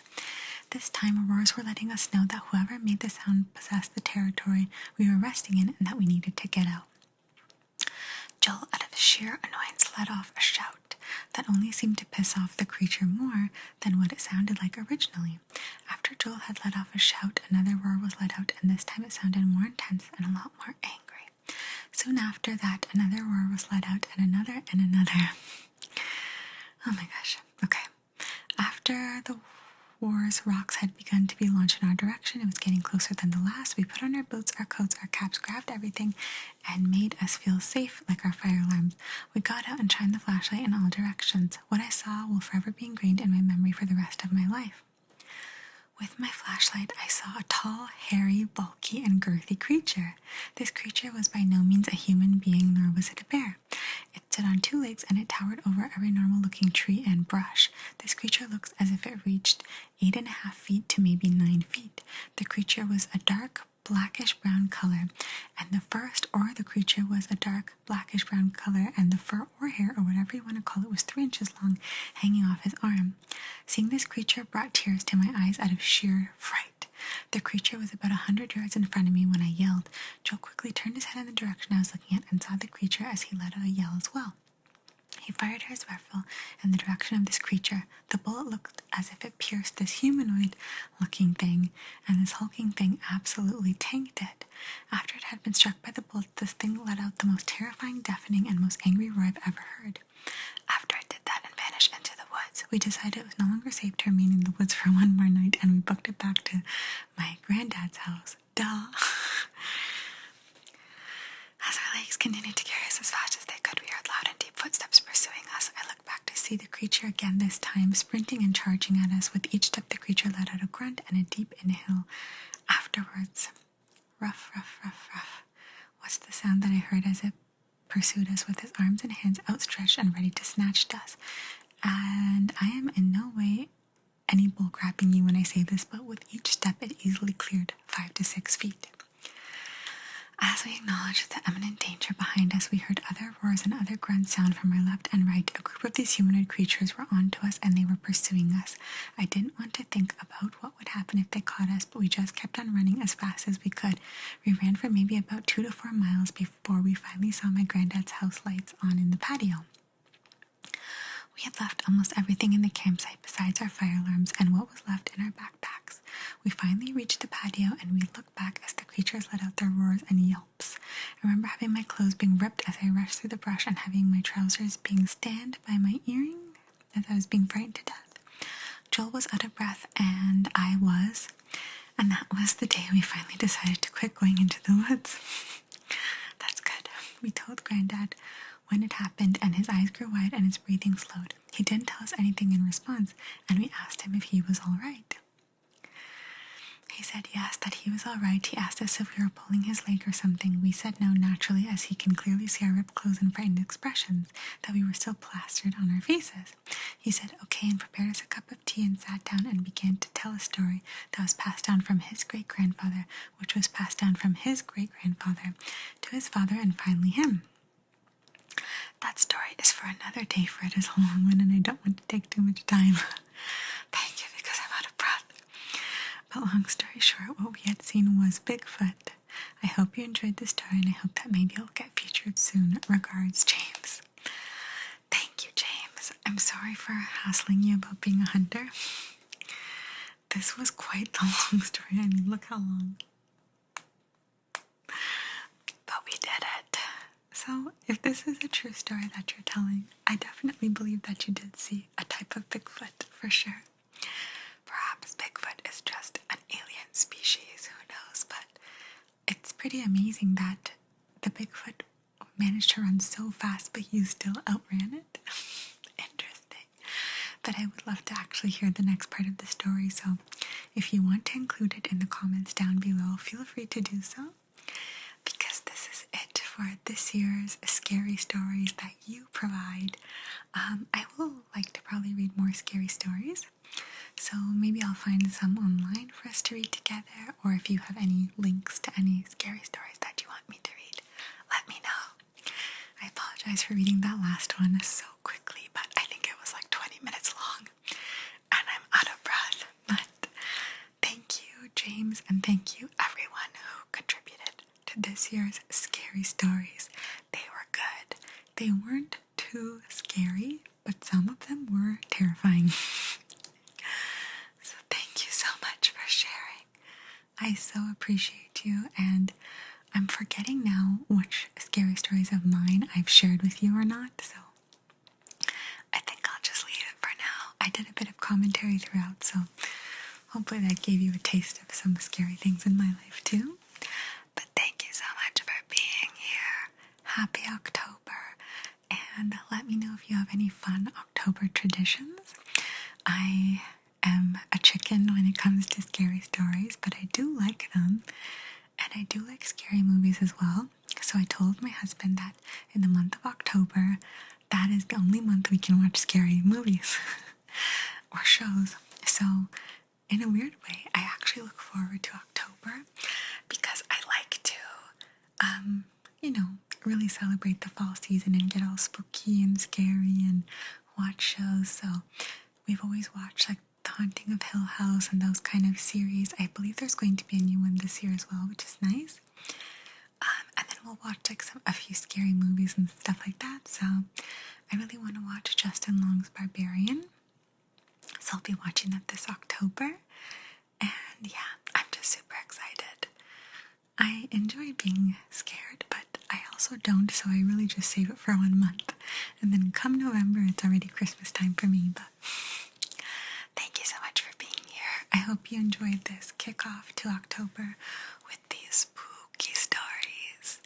And until next time, I hope you stay safe, stay well, and if you have a really scary story, feel free to share it in the comments or save it for next year, because hopefully I'll be back with more scary stories next year in the community tab.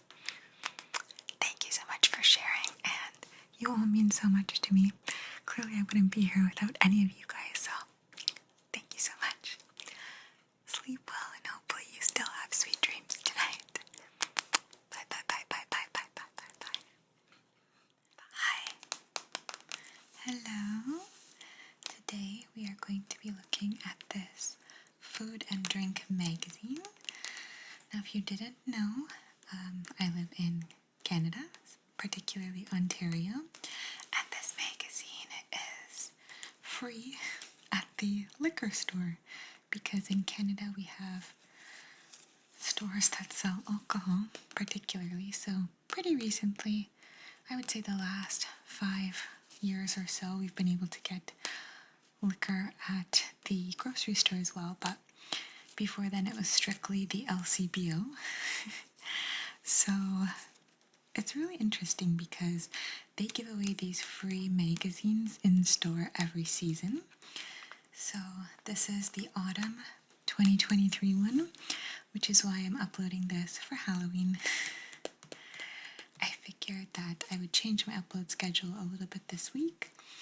That way there's a video that is sort of Halloween based, because even though autumn continues into November, by November 1st I'm already putting up my Christmas tree. So I thought we'd have a little look through this magazine. And now this magazine is mostly advertisements, but there are some nice recipes and things like that. So let's just position this a little better. Okay, and we'll just go through the parts that are interesting, I would say. Alrighty, I think that's pretty good. Okay, and I'm in the most awkward position right now because it's really hard for me to do flat lays with my camera. So let's look through this a little bit. And I have a pencil just to guide us a little. Maybe the eraser side. We can point. Alrighty. A lot of advertisements for things. And just a trigger warning. If you don't want to see alcohol, you probably don't want to watch this video because it's all alcohol related, okay? Just a little note to self. Alrighty, so there's a little bit of a table of contents here. And since this is like an anniversary edition of this magazine, it's quite nice. Getting ahead here.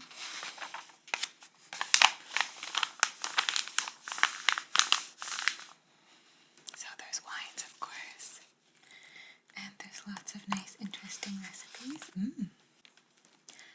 So this cake will be on page 106. Looks really good. I'm trying not to take it too long because I want to find the exciting parts. Oh, some nice punch here. Chestnuts galore, etc. I'm not a fan of hard alcohol like whiskey. Just not for me. This is the president and CEO, I'm guessing. And yeah. LCBO. Ontario staple. Cheers to 30 years, so the 30-year anniversary. Oh, holiday every day. This is a little hint as to what's to come for Christmas. I really like that. And if I have to drink alcohol, I do enjoy bubblies. So I really like Prosecco and things like that. This scene is really lovely with the bokeh. I'm a huge fan of bokeh. That's just like when you see lights that are nice and blurred in the background.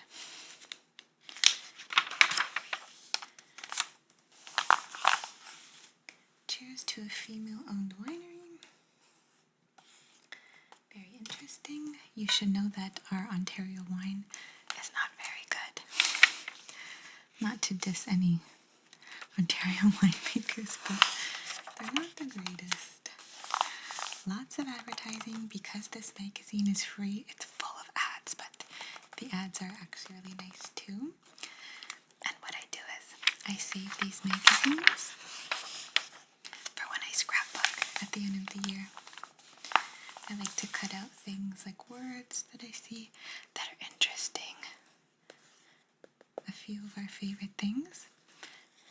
So this is already looking to me almost Christmassy with the wreaths. So that's quite interesting. I had a feeling this would be more Halloweeny, but it's not. Okay. And here are some past issues. This was a holiday one that was kind of recent, I remember that. This looks to me maybe fall. Perhaps Christmassy, I don't know. The holiday issue is my favorite, so if you enjoy this flip through, I will do it again with the Christmas one. It's really good. And there's wine from all over the world at the LCBO. Our most popular story and recipe ever. This looks delicious. This is clearly carrot cake, and this has coconut icing. Coconut, I believe, is a pretty interesting trigger word. I asked you for some trigger words in the past, and I remember someone saying coconut, coconut, coconut. And coconut is very controversial because you either love coconut or hate coconut. And I love coconut, so yeah, I really think I would enjoy this.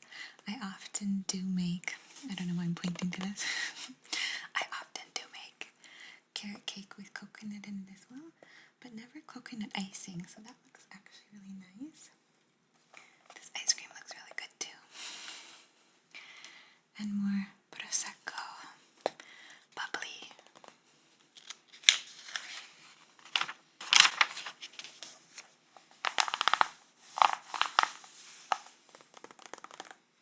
So this looks really interesting, this page.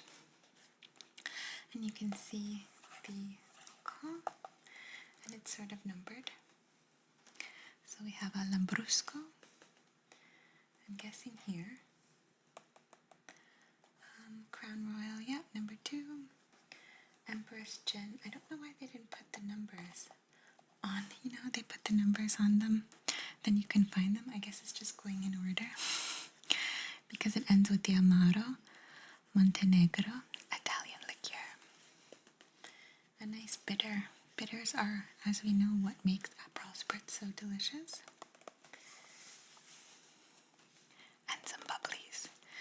This is a very inexpensive, I guess is this like an Italian, maybe it's Prosecco, I can't remember if this is Prosecco or Moscato, I think Prosecco.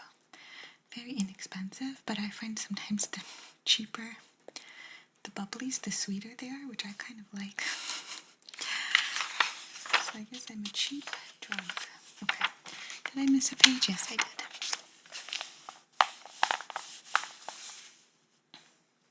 Pretty cocktails. Our most beloved cocktails.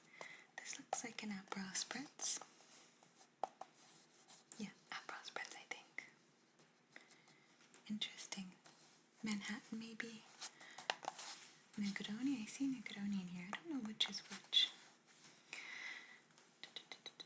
Aperol Spritz, Paper Plane, or Negroni. Interesting.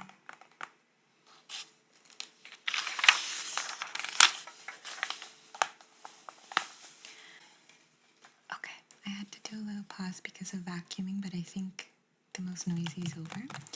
So we're back, and now we have some favorite recipes. So roasted cauliflower. I hope this is not too difficult for you to see.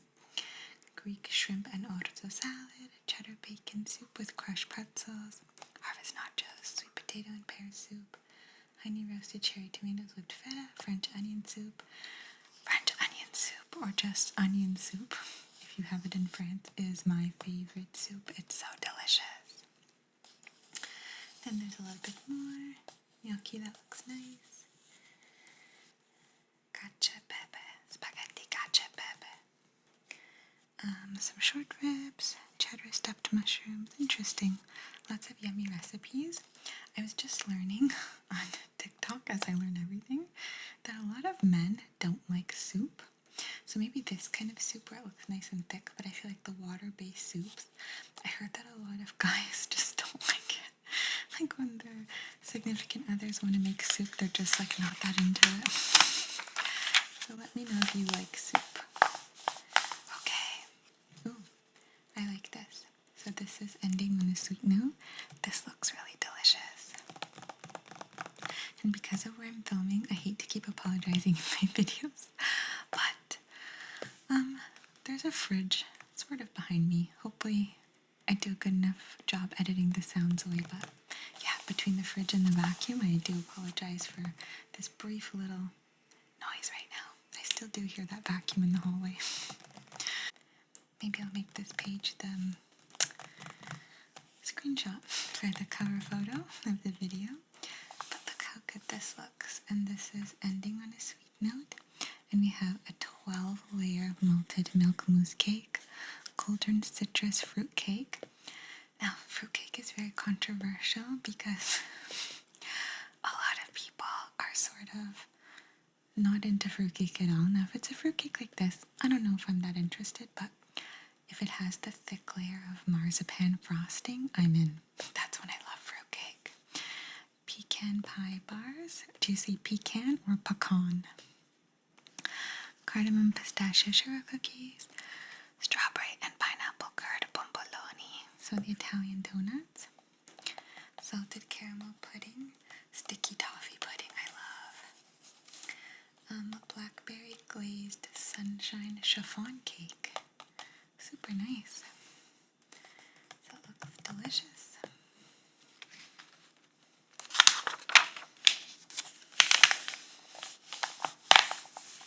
Sustainable sips, so some more on just different wines and things like that. This looks like a really cute place. Sunny skies, which we are in the fall-winter mood, I would say. This looks very retro, reimagining the past. I like this font. I really like it. It's very pretty. So, this gives a sort of nostalgic vibe with a pinch of nostalgia. So they're diving into the past 30 years of food and drinks cocktail recipes. So I guess it is appropriate that the first time I show you this magazine, it does dive back a lot, so we can move forward from here and do some more. Sake.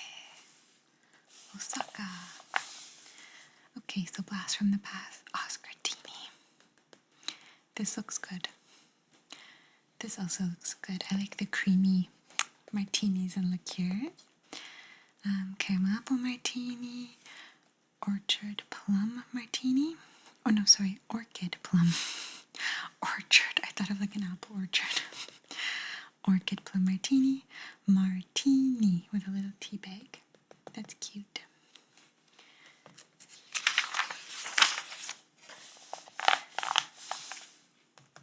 Some like it hot. Lately, I've been getting more into hot sauce. So this is the current one that I'm really enjoying. This is the Valentina.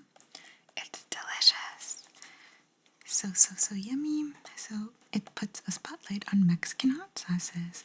So I guess this was popular in 2011 and only now am I really catching on. I think everyone's favorite is sriracha. And I feel like there's a sriracha shortage right now. And that's really too bad because it doesn't taste the same. Sushi doesn't taste the same without sriracha. This looks good. So this is, I guess, a newer one. And this looks really nice. Maybe I'll have to check it out. South Africa.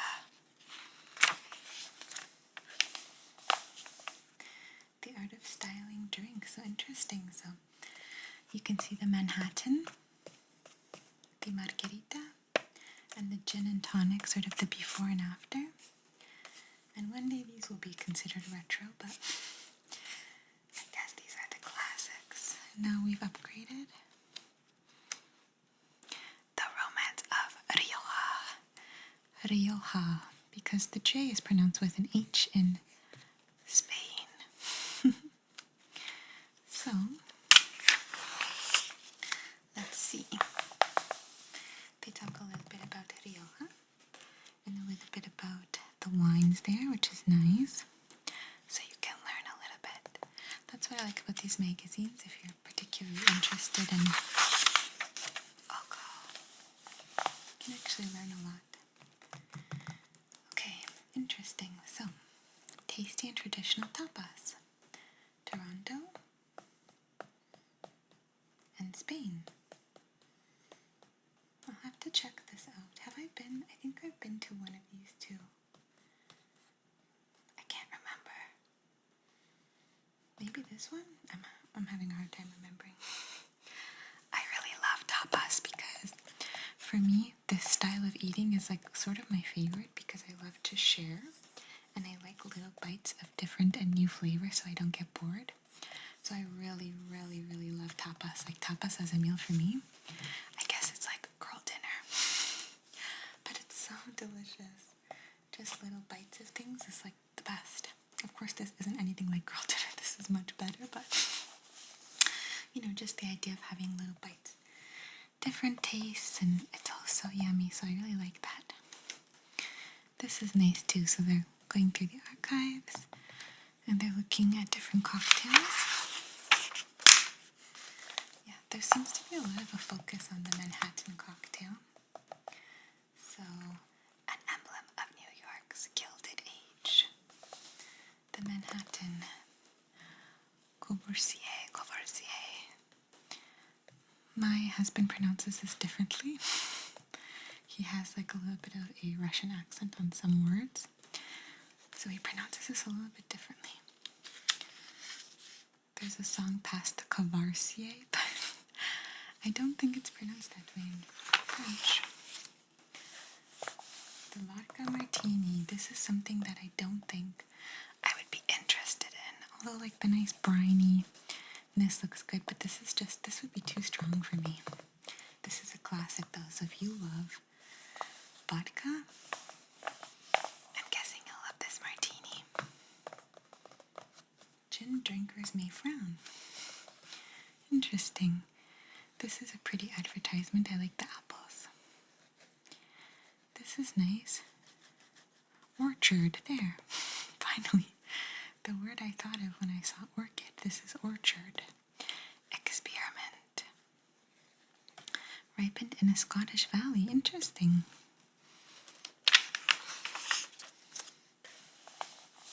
The Negroni. So my husband will tell you that I make one of the best Negronis because I make them very strong. Very strong. Because a Negroni it's literally these three things. I believe, right? So gin. Now why am I drawing a blank? Sorry, it's not these three things only. So it's gin, vermouth, and oh my gosh, what is the word for the bitter that we use? Campari. Yes, gin, vermouth, Campari. And it's just equal parts that. So a shot of gin, a shot of vermouth, and a shot of Campari. And that's what makes a good Negroni. You put a nice little lemon peel, or even wedge if you like to, and a lot of ice. Ice is very important because it's so strong. You need a lot of ice. The old-fashioned. Really nice liqueur. I like the warmth of this photo. This gives me fall vibes. And this gives me New Year's vibes. Is it weird to think that New Year's is so close? New Year's for me is like a controversial holiday because I've had a lot of good New Year's, but I've also had a lot of just like, you know, I think everyone has expectations to do something so exciting on New Year's, and when there's so many expectations, it's not nearly as fun. Okay. Tavernello contains Italy 40 years together. And then we have some recipes. Okay, so I hope we're getting more into the recipe side of this magazine. This looks nice. Roasted beet salad with oranges, walnuts, whipped goat cheese. Goat cheese is something that I never really liked that much until recently. I've been getting a little more into goat cheese. Okay. This looks delicious. Smoky halibut chowder with charred corn. I make a really good fish stew. It's so delicious. And this looks really tasty with the corn. And I can see dill. Dill and fish go really well together. That looks quite yummy. Yeah. More advertisements, of course. Ontario. One pot chicken and chorizo, Spanish rice. So there is a recipe if you're at all interested. Onions, chorizo. Chorizo is very tasty. Garlic, sweet paprika, tomato paste, salt, basmati rice, dry white wine, chicken broth, red pepper, green olive. See, that would be a no for me. I'm not an olive person. I'm not a picky eater, but the one thing I'm not crazy about is green olives. Actually, just olives, not even green. Probably green I like more. Okay, toasted sliced almonds, parsley, and chili flakes. Very nice. Cute doggy. Ooh. This has my name on it, chocolate hazelnut meringue cake. I love anything with meringue, so this looks like a nice meringue on top of a cake, and that looks really tasty. Yummy. So again, they give you the recipe. If you'd like to screenshot this and make it. This was then hazelnut turquoise, so this was 2010 and this is now. I have to say, I think I would prefer this. Sometimes classic is best. Leaders of the pack. We have that nice font again, I see. So, some reds. As we're getting in the thick of the magazine, I have to really fold that down.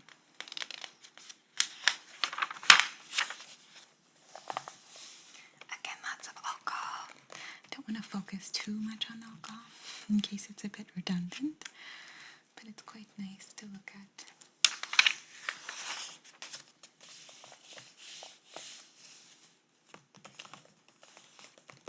A toast to Niagara. So are these some Niagara bubblies? One good thing I will say about Canadian wine, particularly Ontario, is ice wine. So sweet ice wine, it always looks like this. It's very thin because it's meant to be like a dessert wine. You're supposed to just have it very chilled. And ice wine is very tasty. It's extremely sweet, so it's just like a little sipping like shot of ice cold ice wine. And I believe they pick the grapes when they're like, it has to be their coldest, so they're literally frozen. I think they pick them at nighttime even. It's quite interesting. Okay, then we have some Veuve Clicquot, Moet and Chandon, etc. Some bubblies that I like. Rye, whiskey and rye, taste of the 90s. Pepperoni pizza bagels. Very interesting. This is really cute. Very 90s. Oh my gosh, this looks so retro. Is this like a casserole? Beefy macaroni and cheese with truffle parmesan crust. That is very interesting. Very retro indeed. Music sounds better with you. Many considered the 90s to be the last great decade in music. Probably.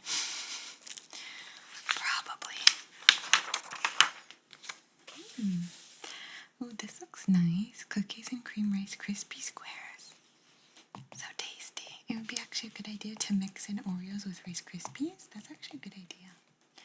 Espresso lava cakes with vanilla ice cream and spicy candied peanuts. That looks really good. I love espresso with chocolate. So delicious. They're just talking about some things that were popular in the 90s, which is cute. Seinfeld, I watched. Fresh Prince, I watched. Kids in the Hall, I think this was before my time. Beverly Hills, I watched. ER, not really into the hospital dramas. As a kid anyway.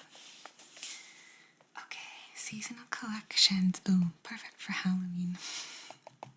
Finally something spooky and Halloweenish. I like that. This is a Kentucky bourbon. See, sometimes I'm just like a sucker for this kind of stuff. I'm also realizing now that my hands are very dry because it just got cold out of the blue and I haven't really moisturized them nearly enough, so I apologize for that. Celebrate the present.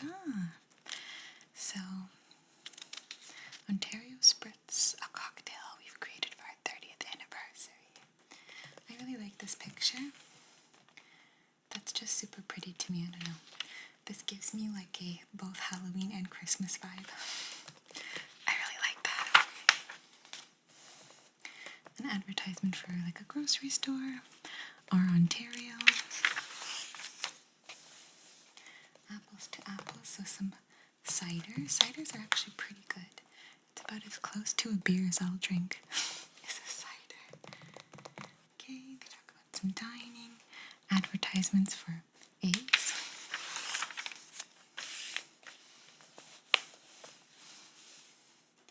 Beef. So this is talking a little bit about beef. Explore the world of beef. That looks really good, but when it comes to like Asian style noodles, I like them to be thick. So I really like Shanghai noodles or pad siu. So chow mein is probably my least favorite noodle, but this beef looks really good.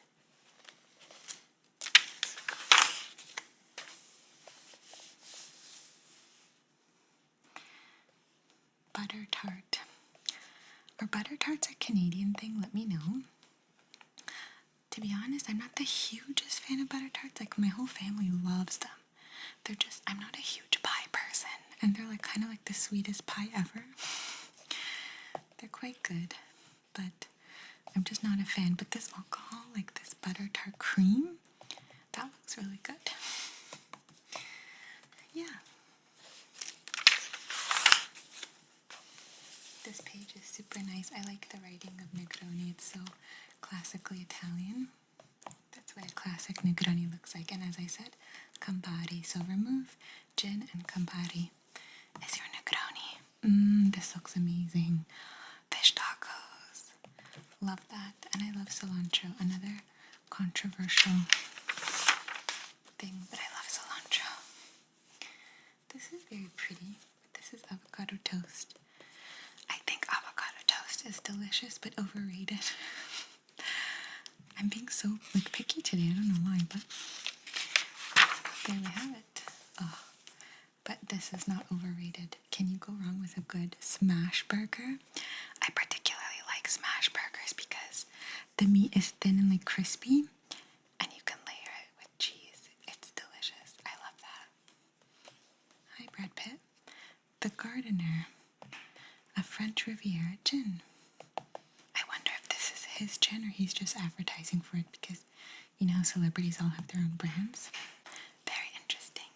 Anyway, here's the recipe for the smash burger, if you're curious. Here we have some homemade focaccia bread. I make actually a really good focaccia recipe. I do want to start maybe baking a little bit on this channel. So let me know if you'd find that interesting, but baking and filming can be very difficult. When I do it, I like to zone out. It's like my relaxation, not like my work mode, but they give you a focaccia recipe, and they put grapes on, which looks really interesting. It looks like rosemary and grapes. I've never done it with grapes. I've done tomatoes, though, and onions and rosemary, but never grapes, but I bet you that's good. Sips to savor, olive oil gimlet.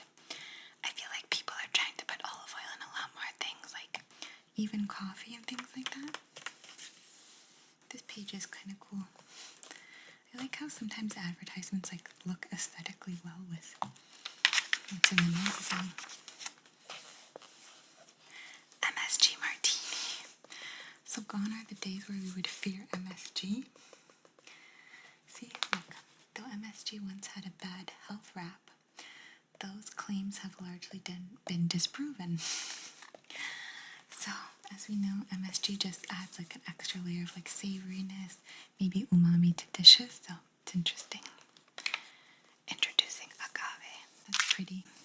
But these Le Creuset sets are so expensive. Avocado margarita.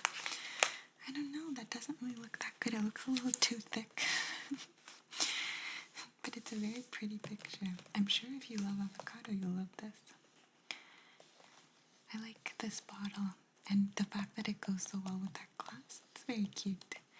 Georgian Bay. Oh, is this Canadian? I don't know.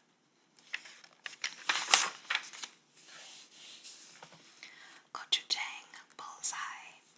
Gochujang is that spice used in a lot of, it's like a chili paste, and it's used in a lot of Asian dishes. Very yummy. very spicy. All together. So this gives me like the Thanksgiving vibe all together. Classic fall styling. Very cozy. Whimsical.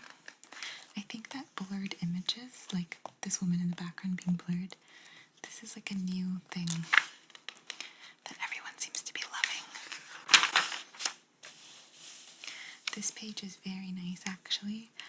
Oh, bread bowl with Swiss chard dip with crudités. Crudités would just be these little things to dip in.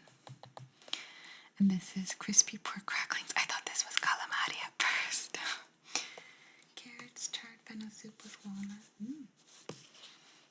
I would probably eat like this out of everything the most because I just love a good dip. Yummy. Now let's play what would you eat the most on this page. If you're in a sweet mood, this looks delicious. Chocolate cake with spiced poached pears. Yummy. Then we have herby buttermilk biscuits. Oh, that looks really tasty. Then we have braised turkey drumsticks with fresh pigs. And this is a delicata squash. I think I'd eat this, but also this.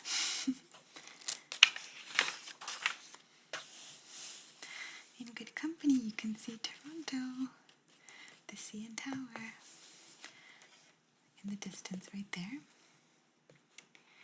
Yeah, very nice. Somewhereness is Ontarianess. Diverse offerings. Oh, I love this bottle. This is so pretty. Look, it looks so romantic. It's a Pinot Grigio. That looks very pretty. I think out of everything, I want this bottle the most just to look at it.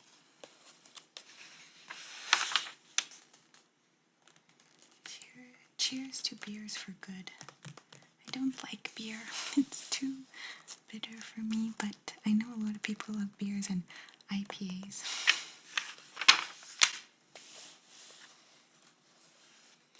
Drink around the world.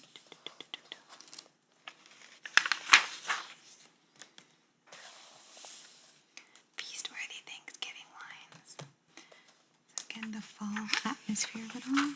Ooh, this looks very Halloween-y. A look to the future. Very pretty. I love the bubbles. I love this pink and this like yellowy, greeny, spooky vibe. I love this. This is really, really pretty. Super cool drink. Oh, look how sweet this page looks. Toast the harvest. So this is probably just an ad for this. Bourgogne Pinot Noir. Louis Chateau. Louis Chateau. I love Paris because that's where I got engaged.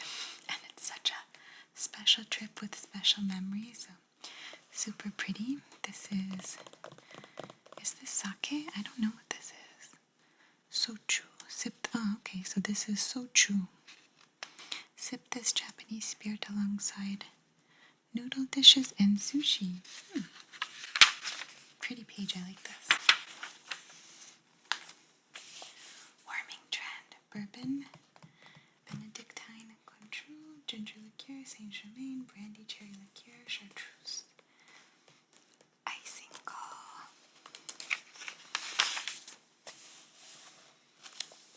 We're sort of nearing the end a little bit. A taste of Quebec. So Montreal is quite close to us here in Ontario, Canada, and I love Montreal. I absolutely adore Montreal. I think I like it better than Toronto, where I live. It just has more of a European vibe. And the food is just so delicious there. I mean, we have really good food in Toronto. We're very multicultural, so we have like amazing dishes from everywhere, but Montreal just gives me such like cozy, comfortable vibes. So yeah, beautiful. This cocktail again, double bubble. The recipe comes at the end of the magazine, I believe. The Future of Foam. So there we have it. Up next, Nitro. Is this like a Nitro espresso martini? Yeah, espresso martini. Espresso Nitroni. Very cute. Same, these pictures are all super pretty. Figgy fashion, so an old fashioned with fig. Green eggs and dram. Interesting.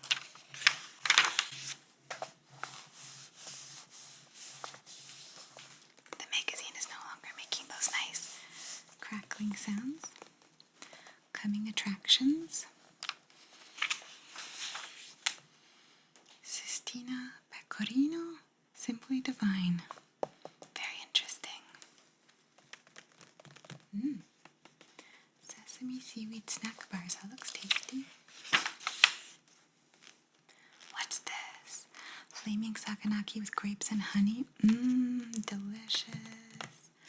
One of the best things I had on my honeymoon in Greece. It was feta cheese, feta, wrapped in like a phyllo with honey and sesame on it. It was like amazing. This looks really tasty though. I love saganaki cheese. Some vegan food and some White Claw vodka. Forward thinking. The future of drinks. Pretty. Pretty again. Spice World, very pretty. It's a nice ad. Mood food. That looks tasty. Wow, this is so vibrant. I hope it's nicely centered, but that's amazing. So like a steak salad. And this looks very retro. Lemon squares, plant-based lemon squares. Ooh, cozy vibe stuffed shells. And some sauced shellfish with andouille. I think the magazine is over. It's just the recipes now. A few more ads. Pumpkin pie martini. LCBO. More ads. It's basically over. Let's just do a quick flip through. I think there should be one more nice page here.